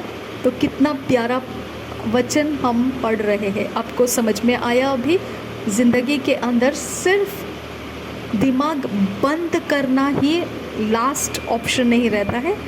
परमेश्वर मार्ग बना के देता है, वो लास्ट ऑप्शन को ख़त्म कर देता है और हमको आगे बढ़ने का रास्ता देता है। ओके? तो परमेश्वर हम सबको इस वचन से आशीषित रखे। हमेशा याद रखो ये बात को, हमेशा हमेशा हमेशा याद रखो, भरमाने वाले का सिर कुचला गया है। हमको सिर्फ प्रभु यीशु मसीह के पास आना है हमारे प्रॉब्लम्स को लेकर। बाकी काम परमेश्वर हमारे लिए आगे का रास्ता देना शुरू कर देगा। आमीन। तो यही प्रार्थना करना है, यही वचन से लेकर हमने प्रार्थना करना है, यही वचन के आधार से हमने परमेश्वर को थैंक्स करना है। थैंक यू पिता कि हमको तूने बनाया और तूने हमें इंतज़ाम दिया ताकि हम पापों की माफ़ी प्राप्त कर सके और हमारे प्रॉब्लम्स सॉल्व हो सके। ओके? हम आगे बढ़ेंगे। परमेश्वर ने क्या क्या बोला देखो इसको, आदम को।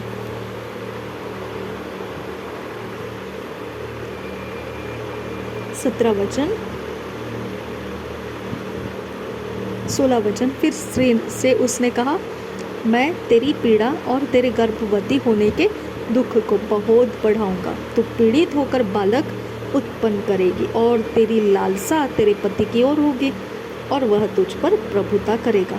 और आदम से उसने कहा, तूने जो अपनी पत्नी की बात सुनी और जिस वृक्ष के फल के विषय मैंने तुझे आज्ञा दी थी कि तू उसे न खाना, उसको तूने खाया है, इसलिए भूमि तेरे कारण शापित है। तू उसकी उपज जीवन भर दुख के साथ खाया करेगा। अभी ये सारा चीज़ हमारे लिए नहीं है।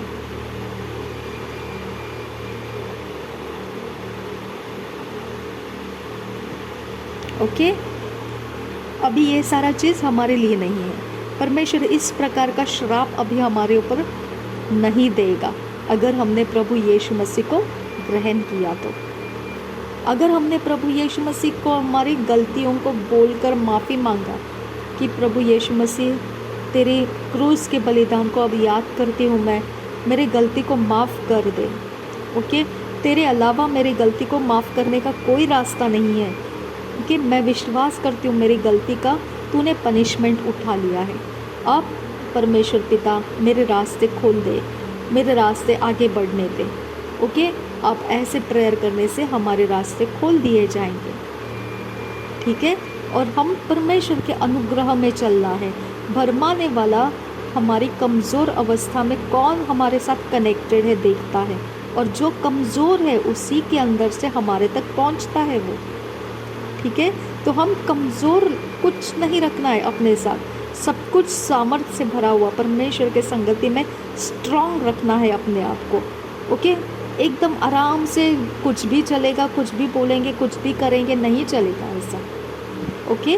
तो भरमाने वाला वहीं से काम करता है। ढीली जगह जहाँ पर रहेगी परमेश्वर का, जहाँ पर वचन टूटने का आसानी रास्ता रहेगा, वहीं से वो एंटर करता है। ठीक है? तो यहाँ पे अभी हमको पनिशमेंट नहीं रहेगा। देखो ये बड़े बड़े पनिशमेंट्स थे आदम और हवा के ऊपर, अभी हमारे ऊपर ये पनिशमेंट्स नहीं है। हम सिर्फ पढ़ रहे हैं कि उस समय परमेश्वर ने कैसा पनिशमेंट दिया था आदम को और हवा को। ठीक है? इसलिए भूमि तेरे कारण शापित है। हवा के लिए डायरेक्टली उसके शरीर को बालक उत्पन्न करते समय दुख होगा बोला है, पीड़ा होगा ऐसा बोला है, और तेरी लालसा पति की ओर होगी और वह तुझ पर प्रभुता करेगा। ओके, लेकिन यहाँ आदम को देखो, आदम को कुछ नहीं किया उसके शरीर को। उसने बोला अब तू खुद मेहनत करेगा ज़मीन के ऊपर, तू अपने लाइफ को सेट करने की कोशिश करेगा, लेकिन वो सेट नहीं होगा, तेरी मेहनत बेकार जाएगी। ओके, और तू जितना सेटिस्फाइड रिजल्ट चाहिए वो तुझे नहीं आएगा। देखिए यहाँ लिखा है, तू उसकी उपज जीवन भर दुख के साथ खाया करेगा और वह तेरे लिए तेरे लिए कांटे और ऊंट कटारे उगाएगी, और तू खेत की उपज खाएगा और अपने माथे के पसीने की रोटी खाया करेगा और अंत में मिट्टी में मिल जाएगा, क्योंकि तू उसी में से निकाला गया है। तू मिट्टी तो है और मिट्टी ही में फिर मिल जाएगा। हव्वा को बोला क्या ऐसा उसने? नहीं बोला। फिर किसको बोला उसने ऐसा? आदम को बोला, है ना। आदम को क्या बोला कि तू मिट्टी है और मिट्टी ही में मिल जाएगा। कितना कड़क भाषा बात करता है परमेश्वर, है ना। मेल जेंडर के साथ कितना कड़क भाषा में बात करता है। आदम को सिर्फ बोला, हवा को सिर्फ बोला तू पीड़ा होगा, पीड़ा में रहेगी और ऐसे से इमोशनली तू डिस्टर्ब रहेगी और तू बस ये ऐसे ऐसे ही सोचते रहेगी, तेरे ऊपर वो प्रभुता करेगा, ऐसे सब बोला है। लेकिन आदम के बारे में बहुत कड़क शब्द यूज़ किया है ना। 20 वचन, आदम ने अपनी पत्नी का नाम हव्वा रखा, क्योंकि जितने मनुष्य जीवित हैं उन सब की आदि माता वही हुई। अब यहाँ पे एक बात देखिए, आदम हवा परमेश्वर ने सृष्टि किया, बराबर है, लेकिन यहाँ पे लिखा है जितने मनुष्य जीवित हैं उन सब की आदि माता वही है, यानी कि आज के डेट की बात कर रहा है वो। ओके, यानी पृथ्वी के ऊपर जितने भी अभी मनुष्य जाति बनने वाले हैं उनके फर्स्ट माता और पिता कौन रहेंगे? आदम। और फर्स्ट जनरेशन कौन रहेगा? आदम और हव्वा। ओके, और यहोवा परमेश्वर ने आदम और उसकी पत्नी के लिए चमड़े के अंगरखे बनाकर उनको पहना दिए। वाटिका से निकाला जाना। फिर यहोवा परमेश्वर ने कहा, मनुष्य भले बुरे का ज्ञान पाकर हम में से एक के समान हो गया है, इसलिए अब ऐसा न हो कि वह हाथ बढ़ाकर जीवन के वृक्ष का फल भी तोड़ के खा ले और सदा जीवित रहे। इसलिए यहोवा परमेश्वर ने उसको अदन की वाटिका में से निकाल दिया कि वह उस भूमि पर खेती करे जिस में से वह बनाया गया था। इसलिए आदम को उसने निकाल दिया और जीवन के वृक्ष के मार्ग का पहरा देने के लिए अदन की वाटिका के पूर्व की ओर करूबों को और चारों ओर घूमने वाली ज्वालामय तलवार को भी नियुक्त कर दिया। अब देखिए यहाँ पर कितना बड़ा पहरा डाल दिया परमेश्वर ने, यानी स्पिरिट किंगडम को परमेश्वर कितना वैल्यू देता है। ओके, स्पिरिट के अंदर की बातें थी ये। ओके, फल नहीं खाना, ये स्पिरिट के अंदर का कन्वर्शन होने वाला था, और जीवन का फल और भले बुरे ज्ञान देने वाला फल, ये दोनों स्पिरिट के अंदर के ट्रांसफॉर्मेशंस थे। ओके, और परमेश्वर उसी स्पिरिट के कामों को अब और ज़्यादा मुश्किल में नहीं डालना चाहिए, तो परमेश्वर ने उसके स्पिरिचुअल रियाम के बंदोबस्त वहाँ पर लगा दिए, स्वर्ग दूतों को लगा दिया वहाँ पर, घूमती हुई ज्वाला में तलवार को वहाँ पर लगा दिया। हालेलुया। आप सोचिए, परमेश्वर आदम और हव्वा को भरमाने के लिए आया हुआ सर्प से बचाया नहीं, लेकिन जीवन का वृक्ष जो है उसके मार्ग का पहरा देने के लिए पूर्व की ओर करूबों को और चारों ओर घूमने वाली ज्वालामय तलवार को नियुक्त कर दिया। शबंकिन बरखा सियामदुरा। ओके, ये काम उसने आदम और हवा को फल खाने से रोकने के वक्त में क्यों नहीं किया? राइट? अगर उसको मालूम है कि ये फल उन्होंने नहीं खाना है तो वहाँ पे भी वो ऐसा कुछ बंदोबस्त डाल सकता था। वहाँ पर उसने क्या रखा? फ्रीडम रखा और बेखटके खाओ बोला। जो चाहिए वो फल बेखटके खाओ। सिर्फ एक फल का नाम लिया, भले बुरे ज्ञान के फल का, वृक्ष के फल को नहीं खाना। एक फल को सिर्फ उसने बोला, बाकी सब फल बेखटके खाओ बोला है। ओके, तो अगर वो नहीं खाना बोला है तो वहाँ पे परमेश्वर ने उसको फ्रीडम रखा, यानी कि वहाँ का एरिया भरमाने वाला आत्मा एक्सेस कर पा रहा था। समझ में आ गया आपको? ओके, वहाँ का एरिया एक्सेस कर पा रहा था भरमाने वाला आत्मा, और आदम और हव्वा भी वहाँ एक्सेस कर सकते हैं। ठीक है, लेकिन कंट्रोल किसने रखना है? अपॉर्चुनिटी मिलने के बाद भी इनकार करने की ताकत किसने रखना है? आदम और हव्वा ने रखना है। ओके, वो पैशन, वो धुन इनकार करने का कि परमेश्वर ने कहा है कि हमको वो नहीं खाना है, परमेश्वर ने कहा है कि हमने ये नहीं करना है, परमेश्वर ने कहा है कि हम ऐसा नहीं कर सकते। वो पैशन, वो बाउंड्री, ओके, वो हमारा लिमिट हम आसानी से जहाँ पर गिरा देते हैं, परेशानी वहाँ पर एंटर कर जाती है। हमको लगता है कि अरे ये तो इंसानियत है, हमको लगता है हम ठीक है, होता है ऐसा, क्या कर सकते हैं, हमको बहुत कुछ लगता है। लेकिन यहाँ पर रियलिटी में क्या है? रियलिटी में ये परमेश्वर का और स्पिरिट में भरमाने वाले का फाइट है। समझ में आ गया आपको?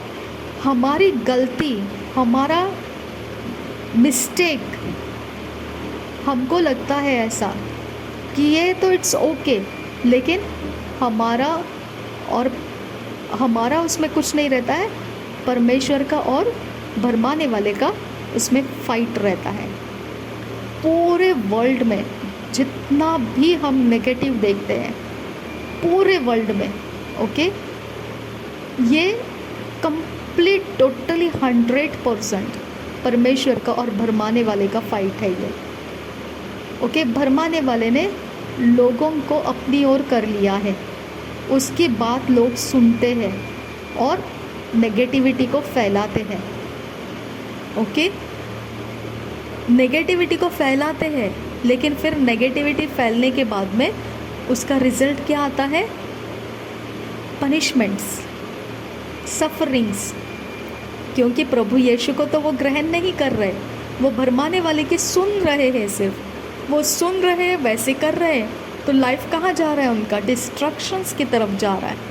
डिस्ट्रक्शंस की तरफ आता है जब गले तक पानी चढ़ जाता है, तब छटपटाने लगते हैं, तब भी उनको पता नहीं है कि प्रभु यीशु मसीह बचा सकता है, तब भी उनको पता नहीं है। ओके, तो पूरा वर्ल्ड के अंदर हम देखेंगे तो यीशु मसीह उनको बचा सकता है, लेकिन बचने का रास्ता उनको मालूम ही नहीं है। ओके, बचने के रास्ते को पकड़ना परमेश्वर ही कर सकता है। आदम और हव्वा ने फल खाया, लेकिन परमेश्वर कैसा आया? नियमित समय के अनुसार आया। यानी परमेश्वर नियमित समय में पृथ्वी का जायज़ा लेता है। हालेलुया। उसके समय में, यहाँ पे वो उसका समय कौन सा था? ठंडा समय जो था, ठंडे समय में वहाँ फिरता था। हालेलुया। पृथ्वी का भी परमेश्वर ने टाइमिंग रखा है, वो देखने आता है, और जब वो देखने आता है वो हर एक इंसान को एज यूजुअल वो अपने लाइफ के बारे में आवाज़ देता है, लेकिन वो इंसान वो आवाज़ को ले नहीं पाता है, उनके अंदर गिल्ट फील रहता है, उनके अंदर अनक्लीन फील रहता है, उनके अंदर हज़ारों हज़ारों कारण रहता है, बहुत सारे डिफरेंट कारण रहता है। वो अपने अंदर से वो बोल सकते हैं कि मैं ये सोच रहा हूँ कि मैं सही चलूँ, मैं सही करूँ, लेकिन क्या करूँ, मेरे साथ ऐसे हो गया है ना, क्या करूँ, मेरे साथ वैसे हो गया है ना। तो उनके जो पास्ट मिस्टेक्स है उसको पकड़ के बैठे हैं वो, और खुद बोलते हैं चाहता तो बहुत हूँ मैं कि ये ऐसा ना करूँ, चाहती हूँ मैं बहुत कि मैं ऐसे करूँ, वैसे अच्छे रहूँ, सब कुछ ठीक करूँ, लेकिन क्या करूँ, मेरा वो गलती है ना, क्या करूँ, मेरे जनरेशन में ये था ना, क्या करूँ, मुझ पर ऐसा किसी ने कुछ करके रखा था ना। सबके पास एक्सक्यूज़ेस है। फिर ये बोल क्यों रहे हो कि चाहती हूँ मैं ठीक हो जाए, चाहता हूँ मैं इसमें से बाहर निकलूँ। ये वर्ड्स जो है बताता है कि परमेश्वर उनको आवाज़ लगा रहा है। हालेलुया। परमेश्वर समय समय पर उनको विज़िट कर रहा है और आवाज़ लगा रहा है, और उस आवाज़ के लिए वो जवाब में क्या बताते हैं, चाहती तो हूँ, चाहता तो हूँ ठीक हो जाए, क्या करें, लेकिन हमारी ये मिस्टेक्स है ना। हालेलुया। ओके, तो हम परमेश्वर से अलग नहीं हैं। फुल वर्ल्ड के अंदर जितने भी लोग हैं, एक एक नया बच्चा, एक एक मरता हुआ इंसान और एक एक जीवित चलता फिरता, ओके, हर एक इंसान को परमेश्वर समय समय पर आवाज़ लगाने आ जाता है। वो अपने अपने समय में आता रहता है, ओके। इसीलिए अपने अपने समय में जब वो आता है ना, तब लोग सोचते हैं ऐसा, आवाज़ सुनाई दिया, हाँ बोल तो रहा है वो सही कर सब कुछ, लेकिन क्या करें, ये प्रेशर जो है पाप का हमारे ऊपर, ये प्रेशर जो है हमारे पापों के गुलामी का, ये प्रेशर जो है अंधकार के कब्ज़े का, क्या करें। समझ में आ गया। ये सेम आदम और हवा की तरह जवाब देते हैं, ठीक है। तो यहाँ पर अभी आपको समझ में आ गया कि परमेश्वर इन लोगों को छुड़ाने के लिए समय समय पर आकर विज़िट करके जाता है, विज़िट करता है, वो विज़िट करता है लोगों को। पूरे वर्ल्ड के लोग इसकी गवाही दे सकते हैं, पूरे वर्ल्ड के लोग, पूरा वर्ल्ड, फुल वर्ल्ड इस गवाही को दे सकता है कि हाँ मैं चाहता हूँ कि मैं आऊँ परमेश्वर के पास, लेकिन क्या करूँ, मेरा ये सारा चीज़ ऐसे ऐसे है। फुल वर्ल्ड, डॉट मात्रा की भी ज़रूरत नहीं, कंप्लीट 100% फुल वर्ल्ड आपको ये गवाही देता हुआ मिल सकता है, ओके। क्योंकि परमेश्वर सबको आवाज़ देता है, लेकिन सबके पास अपने अपने रीज़न्स है, ओके। फिर मेन इम्पॉर्टेंट बात क्या है, परमेश्वर ने आदम और हव्वा को बाहर कर दिया, लेकिन उनको बचाया नहीं फल खाने से। सेम थिंग पृथ्वी के ऊपर है, लोग अपने अपने मर्ज़ी से सब फरमाने वाले का सुन लेते हैं, ओके, और परमेश्वर का आवाज़ आने के वक्त में छुप जाते हैं, और उनको मालूम है हम नहीं जा सकते हैं सामने, लेकिन क्या कर सकते हैं, ये तरीके से वो अपने अपने लाइफ को जी रहे हैं। यानी ये पृथ्वी के ऊपर परमेश्वर ने जो बोला था, अधिकार रखो, वश में करो, फूलो फलो, आशीषित हो जाओ, पृथ्वी को भर दो, ये जो परमेश्वर ने पॉजिटिव दिया था सब कुछ, यहाँ पे भरमाने वाले ने आकर क्या कर दिया, सब कुछ गड़बड़ी में गड़बड़ी में डाल दिया। अभी भरमाने वाला तो पनिशमेंट ले लिया, यीशु मसीह से उसका सिर कुचला गया है। अब आगे क्या, आगे ये वर्ल्ड के लोगों के अंदर अभी भी जो समस्या है, अभी भी जो प्रॉब्लम्स है, अभी भी जो कुछ भी है, कोई पूछने के लिए नहीं जाता है उनके पास, लेकिन वो अपने ही अंदर से ये अपने आप को दोष दे रहे होते हैं, काश मैंने वो गलती ना की होती, काश आज मुझे कोई समझ पाता, काश मैं इस प्रॉब्लम से बाहर आ सकता, काश मेरा ये लाइफ बदल सकता, काश कुछ तो ऐसा दुनिया में हो सकता कि कुछ मिरेकल हो जाए। यही सोचता बैठा है। कितने लोग इस पृथ्वी के ऊपर ऐसे हैं। ओके, और इसके लिए परमेश्वर ने इस चैनल का नाम क्या दिया है? बेसहारा और बुज़ुर्गों के लिए ये प्रार्थना है ना। तो इस जगह में से हम ये सारी बातें करके अपने आप को जब तैयार कर रहे, समझ आने के लिए कि कितना परमेश्वर करीब है हमारे। ओके, हम परमेश्वर के करीब है, परमेश्वर हमारे करीब है। बीच में सिर्फ भरमाने वाले आत्मा ने गड़बड़ी डाल दिया है, जिसके कारण हमारे अंदर का विश्वास हो गया है कि हम सही नहीं हैं, हम अच्छे नहीं हैं, हम सही नहीं हैं, हम बिगड़े हुए अवस्था में हैं, हमारा कुछ बन नहीं सकता, हेल्पलेस हो गए, बेसहारा जैसे हो गए। समझ में आ गया? तो ये भरमाने वाले का काम हमारे और परमेश्वर के बीच में आके पड़ा हुआ है। लेकिन क्या परमेश्वर मनुष्य से दूर है? नहीं। क्या मनुष्य परमेश्वर से दूर है? जी नहीं। अपने अपने समय में दोनों कम्युनिकेशन करते हैं। हर एक इंसान के साथ परमेश्वर कम्युनिकेट करता है।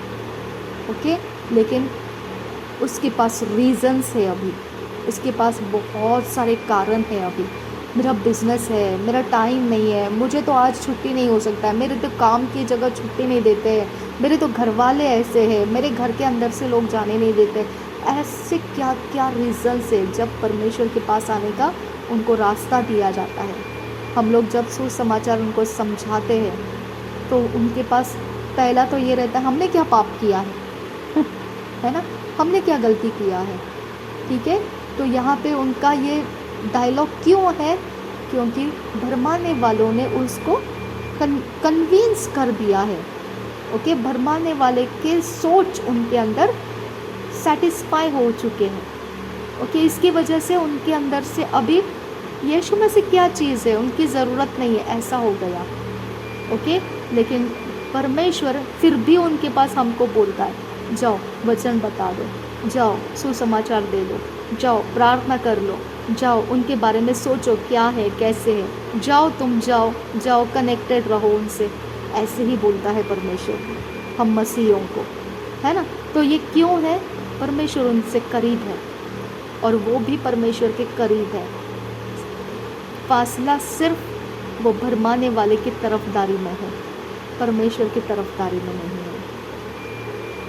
ओके, तो यहाँ पे जो भरमाने वाले से तंग आ गए, मुश्किल में पड़ गए, फंस गए पूरी तरह से। ओके, अब निकलने का कोई रास्ता नहीं है। ऐसे समय में ये चैनल उनके लिए प्रार्थना किया है और परमेश्वर उनको इस चैनल से जोड़ देगा। वो प्रार्थना उनको मिल जाएगी और परमेश्वर उनकी लाइफ को छुड़ा लेगा। हालेलुया। और वो छुड़ाएगा, चाहे वो ये प्रार्थना से कनेक्ट भी नहीं हुए, कहीं पर भी हो, फिर भी परमेश्वर ये प्रार्थना निकल पड़ी है तो उनके लिए वो काम करेगा ही करेगा।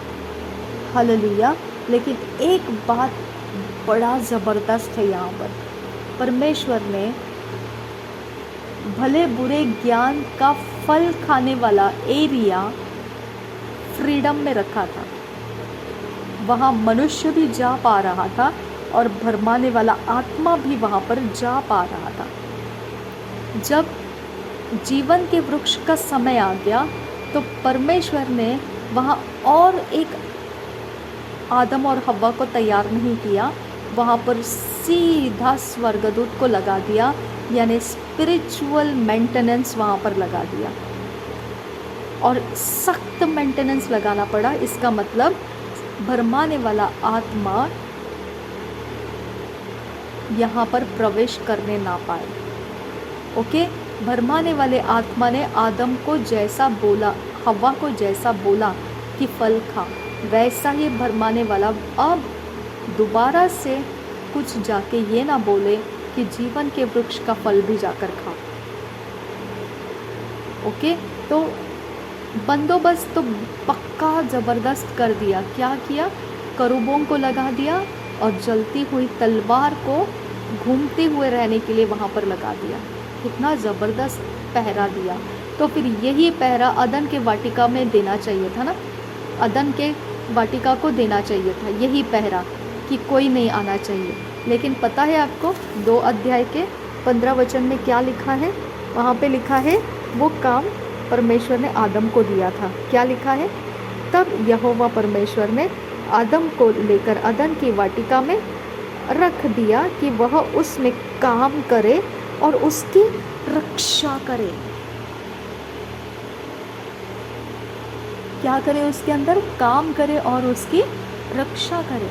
यानी ये वाली रखवाली जो चल रही है यहाँ पे 3 अध्याय के 24 वचन में, यहाँ पे क्या लिखा है? जीवन के वृक्ष के मार्ग का पहरा देने के लिए अदन की वाटिका के पूर्व की ओर करूबों को और चारों ओर घूमने वाली ज्वालामय तलवार को भी नियुक्त कर दिया। ये जो पहरा है अब ये परमेश्वर ने रखा, और वहाँ अदन के वाटिका को पहरा जो है वो आदम को रखने के लिए बोला था। किसको बोला था? आदम को रखने के लिए बोला था। यानी परमेश्वर ने अदन की वाटिका आदम के कब्जे में दिया था, और अभी वो जीवन के वृक्ष का जो फल है वो परमेश्वर ने उसके स्वर्गदूतों के कब्जे में दिया है। शबन किन बरखा लरबाहा का सियाम रखा लरबाहा का सा। ओके, अब इमेजिन करके देखो, आप काल्पनिक ऐसा सोच कर देखो, ठीक है, कि परमेश्वर जहाँ पे इन्हीं स्वर्गदूतों को और जलती हुई तलवार को आदम के वाटिका में दिया होता तो आदम और हवा कितने सेफ हो जाते। लेकिन परमेश्वर को कितना भरोसा है कि मैंने आदम को अधिकार रखने के लिए सृष्टि किया है। ओके, उसने वो काम करना है, उसके पास वो जिम्मेदारी है, वो करना है और उसकी जिम्मेदारी है। उसने ज़रा भी कॉम्प्रोमाइज़ नहीं किया, पूरा कॉन्फिडेंस आदम के ऊपर रख दिया उसने और बोल के छोड़ दिया उसने, काम कर और रखवाली भी कर। हालेलुया। कितना परमेश्वर को आपको गहराई में समझ आ जाना है। परमेश्वर ने तनिक भी डाउट नहीं किया कि आदम की कुव्वत है क्या इसको रखवाली करने की, और फिर क्या होगा अगर उसने नहीं किया तो, अभी क्या हो जाएगा अगर उसने कुछ गड़बड़ी कर दिया तो। तनिक भी डाउट नहीं किया। सृष्टि भी किया, अपने स्वरूप में भी बनाया, समानता में भी बनाया, सब कुछ ठीक ठाक कर दिया, वाटिका भी बनाया, रख दिया उसके अंदर, उसको काम कर और रखवाली कर, ऑर्डर भी दे दिया उसको और चला गया। कितना कॉन्फिडेंस है परमेश्वर को इंसान के अंदर। ओके, लेकिन जब इंसान ने कॉन्फिडेंस को तोड़ दिया, कॉन्फिडेंस को नहीं तोड़ा, परमेश्वर का कॉन्फिडेंस अभी भी इंसान के अंदर है। ओके, वो सिर्फ बोला रखवाली के विषय में, तो वो रखवाली ठीक से कर नहीं पाया। ओके, आदम रखवाली ठीक से कर नहीं पाया, लेकिन वो कॉन्फिडेंस टूटा नहीं परमेश्वर का। ओके, उसको चलाया रखा परमेश्वर ने। वही कॉन्फिडेंस से वो आबेल और काइन को भी मिलता रहा, वही कॉन्फिडेंस से वो नूह तक चला गया, वही कॉन्फिडेंस से वो अब्राहम तक गया। मनुष्य के ऊपर से परमेश्वर का कॉन्फिडेंस नहीं टूटता है। ओके, हम मनुष्य गलती करते हैं, मिस्टेक करते हैं, परेशानी में फंसते हैं, पूरे रास्ते बंद हो जाते हैं और ऐसे बैठ जाते हैं कि बस रे बस, अब ख़त्म ही है दुनिया। ओके, लेकिन परमेश्वर का फिर भी हमारे अंदर का कॉन्फिडेंस ख़त्म नहीं होता है। ओके, वो फिर भी यही देखता है कि हाँ, यहाँ से रास्ता है, इधर से उठ जा, वहाँ से चल, इधर से निकल, उधर से जा। उसके पास फिर भी फ्यूचर प्लानिंग है। अगर एक इंसान मर जाता है और उसको कब्र में डालने के लिए कफिन में रख दिया है और किसी ने प्रार्थना करके उठाने की, उसको ज़िंदा करने की अगर कुव्वत दिखाई, तो परमेश्वर के पास उसके लिए भी फ्यूचर प्लानिंग शुरू हो जाता है। परमेश्वर कभी रुकता नहीं है। परमेश्वर को पूरा कॉन्फिडेंस से ठीक है चल इसको जिला दिया है क्या, ठीक है वो खड़ा हो गया, ज़िंदा हो गया, ठीक है आगे फ्यूचर का प्लान, आगे तेरा ये असाइनमेंट है, शुरू कर दे। हालेलुया। परमेश्वर रुकता नहीं है मनुष्यों के लिए, वो पूरा कॉन्फिडेंस में है मनुष्य के बारे में।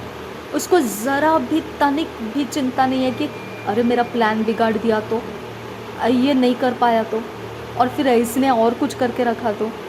कुछ भी डर नहीं है परमेश्वर को, कुछ भी चिंता नहीं है मनुष्य के बारे में, फुल कॉन्फिडेंस में है परमेश्वर। हालेलुया। लेकिन हम मिस्टेक करते हैं और हम परमेश्वर के सामने जब जाने से इनकार करते हैं तब परमेश्वर बोलता है मैंने तो नहीं बोला था ऐसे। हाँ शायद से तूने कुछ तो यूनिवर्स का लॉ तोड़ा होगा, तो यूनिवर्स तो फटकारेगा ही ना तेरे को। आया समझ में? तो हमने अपनी गलती से हमारे ज़ख्म बना लिए हैं। हमने खुद अपने दिमाग से भरमाने वाले का सुना और हम अपने लिए फेलियर्स को लेकर आए। हमने भरमाने वाले का सुना, हमारे लाइफ में डैमेजेस को लेकर आए। हमने भरमाने वाले का सुना, हमारे लाइफ को डिस्ट्रक्शंस में लेकर गए। ठीक है, तो यहाँ पे परमेश्वर हमारा विरोध नहीं करता है। परमेश्वर हमको फ्यूचर देने के लिए एवर रेडी है, ever ready, ever ready, ever ready, any time any moment. बस आप उठ जाओ, परमेश्वर के पास आपके लिए प्लान वो बता देगा आगे क्या करना है। ओके, तो 1 मिनट 1 सेकेंड के लिए भी परमेश्वर आपके लिए प्लान को रोक के नहीं रखता है। फ्री फ्लोइंग प्लान आपके लिए, आपके नाम से वो रेडी ही रखता है। सिर्फ आप रेडी हो जाओ। समझ में आ गया आपको? तो इस तरह से परमेश्वर ने देखो एक बड़ा बंदोबस्त, जब आदम के हाथ से वाटिका का नुकसान किया, तो अब जीवन के वृक्ष का जो सिक्योरिटी है परमेश्वर ने वो स्पिरिचुअली अरेंज कर दिया और एंजल्स को लगाया और जलती हुई तलवार को वहाँ पर घूमने के लिए लगा दिया। यह स्पिरिचुअल सिक्योरिटी फेंसिंग परमेश्वर ने रखा ताकि आदम को फिर ये भरमाने वाला कुछ आइडिया ना दे। यानी भरमाने वाले के पास आइडिया है, वो आइडिया दे सकता है, उसको मालूम है कि वो कैसे जाना है।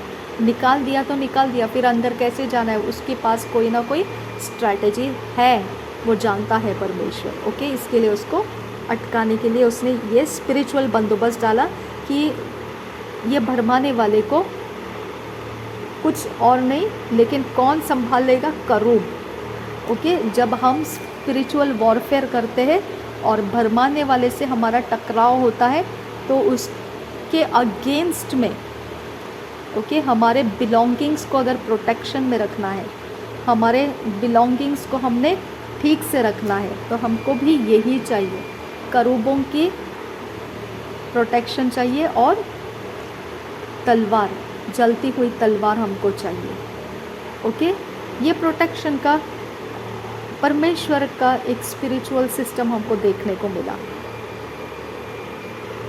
काइन और हाबिल 4 अध्याय।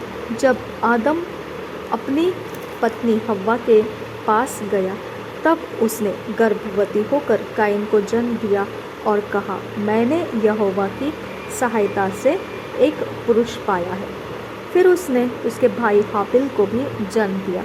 हाबिल भेड़ बकरियों का चरवाहा बन गया, परंतु काइन भूमि पर खेती करने वाला किसान बना।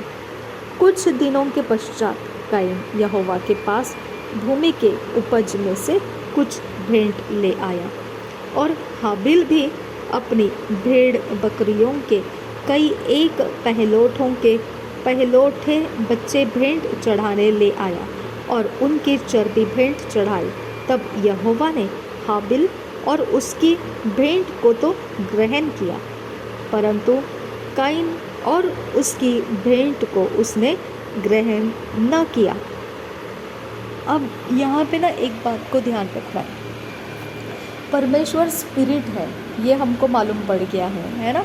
हमको कैसे मालूम पड़ गया? यहाँ पे नहीं मालूम पड़ता है, हम जब आगे वचन पढ़ते जाएंगे तो मैंने ऑलरेडी पढ़ा है, इसके लिए मैं बार बार बोल रही हूँ, है ना, कि परमेश्वर क्या है? स्पिरिट है। ओके, परमेश्वर ने स्पिरिचुअल फेंसिंग कैसा लगाया जीवन के वृक्ष को, वो भी हमने देखा। परमेश्वर का स्पिरिचुअल फेंसिंग क्या क्या है? करूब है और जलती हुई तलवार है, अग्नि में ज्वाला से भरी हुई तलवार है, घूमते फिरते रहने वाली। ठीक है, ये हमने नया कुछ देखा। और एक बात यहाँ पे क्या मालूम पड़ता है हमको, जब परमेश्वर आबेल का सैक्रिफाइस लिया, कैसे पता चलेगा? और आबेल ने सैक्रिफाइस दिया। अभी काइन ने सैक्रिफाइस दिया, ये बात ठीक है, और आबेल ने सैक्रिफाइस दिया, ये बात ठीक है, लेकिन दोनों का सैक्रिफाइस देना यानी कि उनको परमेश्वर मालूम है। हालेलुया। अब आदम और हवा तो परमेश्वर से दूर हो गए, लेकिन परमेश्वर ने मुझे बच्चे दिए, इसका मतलब अभी ये फैमिली क्या करती होगी? परमेश्वर के बारे में अपने बच्चों से बातें करती होगी। आदम और हवा क्या करते होंगे?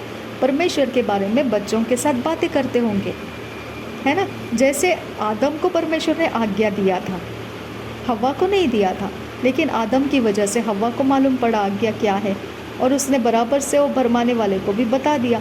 वैसे ही ये दोनों बच्चों को, काइन और आबेल को, परमेश्वर कैसा मालूम पड़ा? इनके माता पिता के कारण।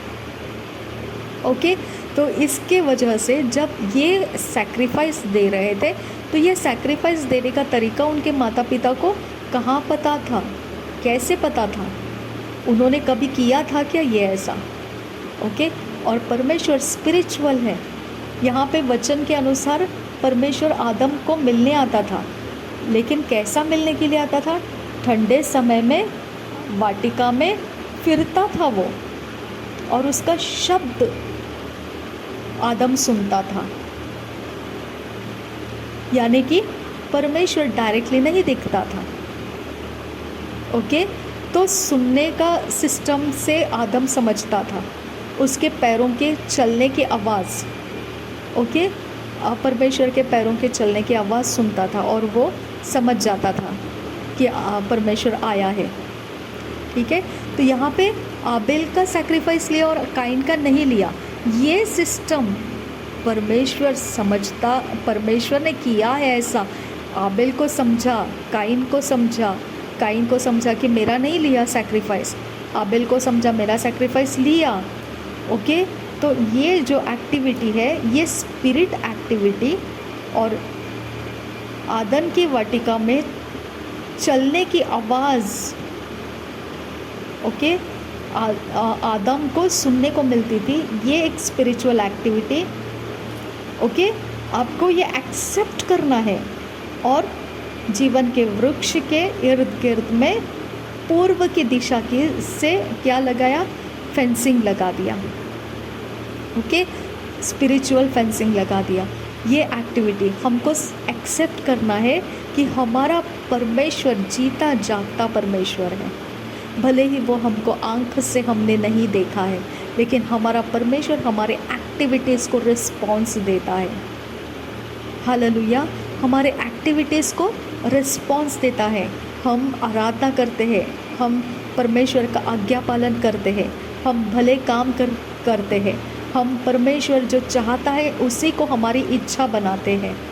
हमारे एक्टिविटीज़ को परमेश्वर एक्सेप्ट करता है या रिजेक्ट करता है, हमको समझ में आ जाता है। हालेलुया, हमने हमेशा परमेश्वर को जीता जागता परमेश्वर जानते हुए उसका भय रख कर जीना है। ओके, नहीं तो भरमाने वाला हमको क्या करेगा? हमको बोलेगा परमेश्वर थोड़ी देखता है, और परमेश्वर का क्या जाने वाला है। अगर हम कर भी ले तो हमारा ही इतना ही थोड़ा फ़ायदा हो जाएगा। परमेश्वर का क्या है? हमको मनुष्य को जीना है पृथ्वी के ऊपर। ये भरमाने वाला हमको क्या कर देता है? लाइटली लेने के लिए बोलता है परमेश्वर के बारे में, कमज़ोरी अवस्था में देखने को बोलता है परमेश्वर के बारे में। लेकिन हमारा अब भी इससे समय वो झूठ की ताकत को हमारे माइंड के अंदर से तोड़कर निकाल देना है और भगा देना है। वो भरमाने वाले ने सिखाया हमको कि परमेश्वर को कोई फ़र्क नहीं पड़ता है, वो परमेश्वर को देखता नहीं है, और परमेश्वर को तो कुछ भी पता नहीं है। परमेश्वर क्या है? परमेश्वर अपने जगह में है। हमको जो चाहिए वो तो हमको करना ही पड़ता है ना। बड़ा अच्छा सा भरमाने वाले ने सिखा के रखा है। ओके, नहीं, ऐसा नहीं चलेगा। हमको कंप्लीट कॉन्शियस में अपने बिठा लेना है कि हम जीते जाते परमेश्वर के साथ चल रहे हैं। हमारे काम देखता है वो, हमारी बातें सुनता है वो, हमारे उठना बैठना चलना फिरना सब कुछ उसके ऑब्जर्वेशंस में है। हालेलुया। वो उसका रिस्पॉन्स भी देता है, वो रिस्पॉन्स भी देता है। हालेलुया। ओके, वो हमको महसूस हो जाता है, हमको समझ में आ जाता है। वो सीधे सीधे ऐसे डायरेक्टली नहीं दिखता है, लेकिन हमारे पास परमेश्वर ने उसको उसके रिप्लाई को, ओके, उसके रिप्लाई को समझने का कुछ ना कुछ सिस्टम रखा है। जैसे आदम के लिए सिस्टम था कि वो उसके चलने की आहट को सुनता था। ओके, तो कुछ तो सिस्टम रखा है परमेश्वर ने कि हमको समझ में आ जाता है कि परमेश्वर हमारी ओर से है या नहीं, हम जो कर रहे हैं परमेश्वर एक्सेप्ट कर रहा है कि नहीं। ओके, हम परमेश्वर को भाता हुआ जीवन जी रहे हैं कि नहीं, हमको क्लियर कट समझ में आ जाता है, क्लियर कट आ जाता है। ओके, तो इसका मतलब हमने कोई क्रॉस को देख के समझने की ज़रूरत नहीं है, कोई फ़ोटो को देखकर समझने की ज़रूरत नहीं है। ओके, परमेश्वर हमको समझ में आता है, परमेश्वर हमको समझ में आता ही आता है। No compromise, no compromise. हमको किसी का सहारा लेने की ज़रूरत नहीं है जिसके द्वारा हम समझे परमेश्वर को। नहीं, परमेश्वर हमारी समझ में आता ही आता है, और वो हर एक इंसान के पास यूनिक वे से समझ में आता है, यूनिक वे से। ओके, जिसके बारे में बयान करना मुश्किल है। ओके, लेकिन समझ में आता है कि परमेश्वर बोल रहा है मत कर, परमेश्वर बोल रहा है कर। ओके, हमको यूनिक वे में से हमारे अंदरूनी एकदम हमारे एग्जैक्ट सीक्रेट बीइंग के अंदर से हम समझ सकते हैं कि कुछ तो गड़बड़ी है, नहीं सब कुछ ठीक है। हमको कम्युनिकेशन होता है अंदर से। समझ में आ गया आपको? इसके लिए आपको क्या करना चाहिए? किसी के ऊपर डिपेंड नहीं रहना है, क्रॉस के ऊपर, फ़ोटो के ऊपर, ये सब चीज़ों के ऊपर डिपेंड नहीं रहना है। ओके, आपको आपके स्पिरिचुअल बीइंग के अंदर खुद परमेश्वर ने ऐसा सिस्टम रखा है कि वो आपको विश्वास दिलाएगा कि मैं बोल रहा हूँ, मैं तुझे एहसास दिला रहा हूँ, मैं तुझे फील करा रहा हूँ, मैं तुझे गाइड कर रहा हूँ, मैं तुझे बोल रहा हूँ, मैं तुझे समझा रहा हूँ, मैं तुझे काउंसल कर रहा हूँ, मैं तुझे फ़ैसला करने के लिए बोल रहा हूँ। आप क्लियरली समझ पाओगे उसको, क्लियर। सबके अंदर है ये, सबके अंदर, बिलीवर रहे या नॉन बिलीवर रहे, सबके अंदर है ये। ओके, तो इसके लिए हम ना धोखा नहीं खाना है, ठीक है। हमने कोई तरफ से कॉम्प्रोमाइज़ नहीं करना है, हमने कोई तरफ से ये बहाना नहीं बनाना है कि क्या होता है ऐसा करने से। अरे क्या होता है, बहुत कुछ होता है। भरमाने वाले ने आपका माइंड को डिस्टर्ब किया है, इसकी वजह से आप बोल रहे हैं क्या होता है। ये परमेश्वर नहीं बोलता है ऐसा, परमेश्वर ने सख्त मना किया है ऐसा करने से। ओके, लेकिन सुना किसका है आप लोगों ने? भरमाने वाले का। इसके लिए आप लोग क्या बोल रहे हैं अभी? क्या होता है? So normal, very normal thing है ये। नहीं, ये नॉर्मल थिंग नहीं है, ये आइडल वर्शिप है। ओके, और आप इनडायरेक्टली वो आइडल की तरफ लोगों को लेकर जाते हैं या फिर खुद भी आइडल की तरफ जा रहे हो। ये नॉर्मल चीज़ नहीं है, ठीक है। उसको वर्शिप नहीं कर सकते हैं हम, उसको हम परमेश्वर से कनेक्ट होने के लिए वो रास्ता नहीं बना सकते हैं। हाँ, हम अपने चर्च के ऊपर, घर के ऊपर ऐसा वो साइन लगा सकते हैं क्रॉस का, हम बता सकते हैं कि ये मसीह जीवन है हमारा। ओके, लेकिन कोई वर्शिप के टाइम में कहीं पर प्रार्थना के समय में उसको सामने रख के फिर हम प्रार्थना करें, ये नहीं हो सकता है। ओके, ये नहीं हो सकता और होना भी नहीं चाहिए ऐसा।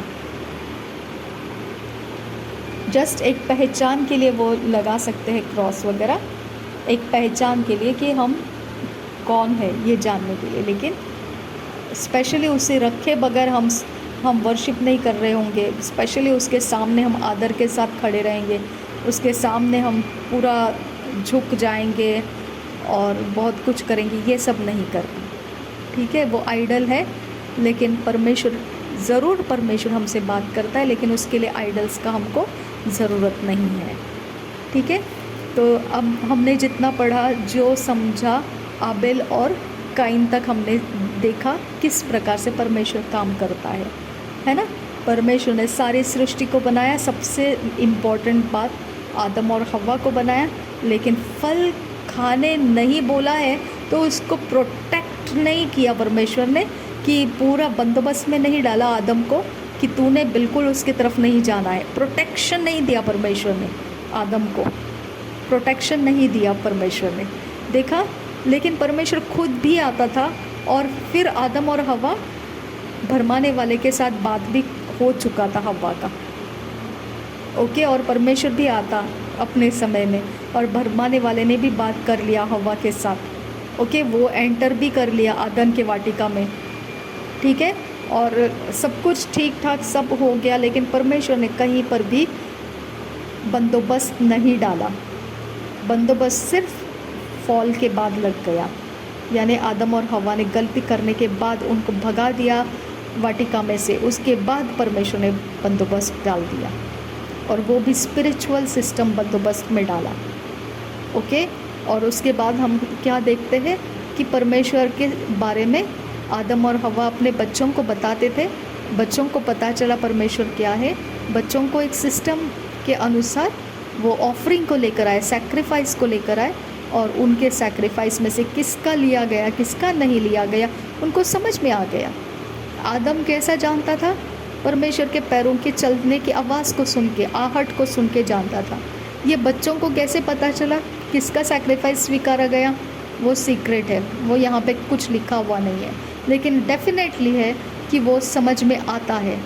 जो भी परमेश्वर करता है समझ में आता है वो, ठीक है। इसके बाद हम अगले समय में पढ़ेंगे। प्रभु यीशु मसीह हम सब के साथ बना रहे। आमीन, आमीन, आमीन।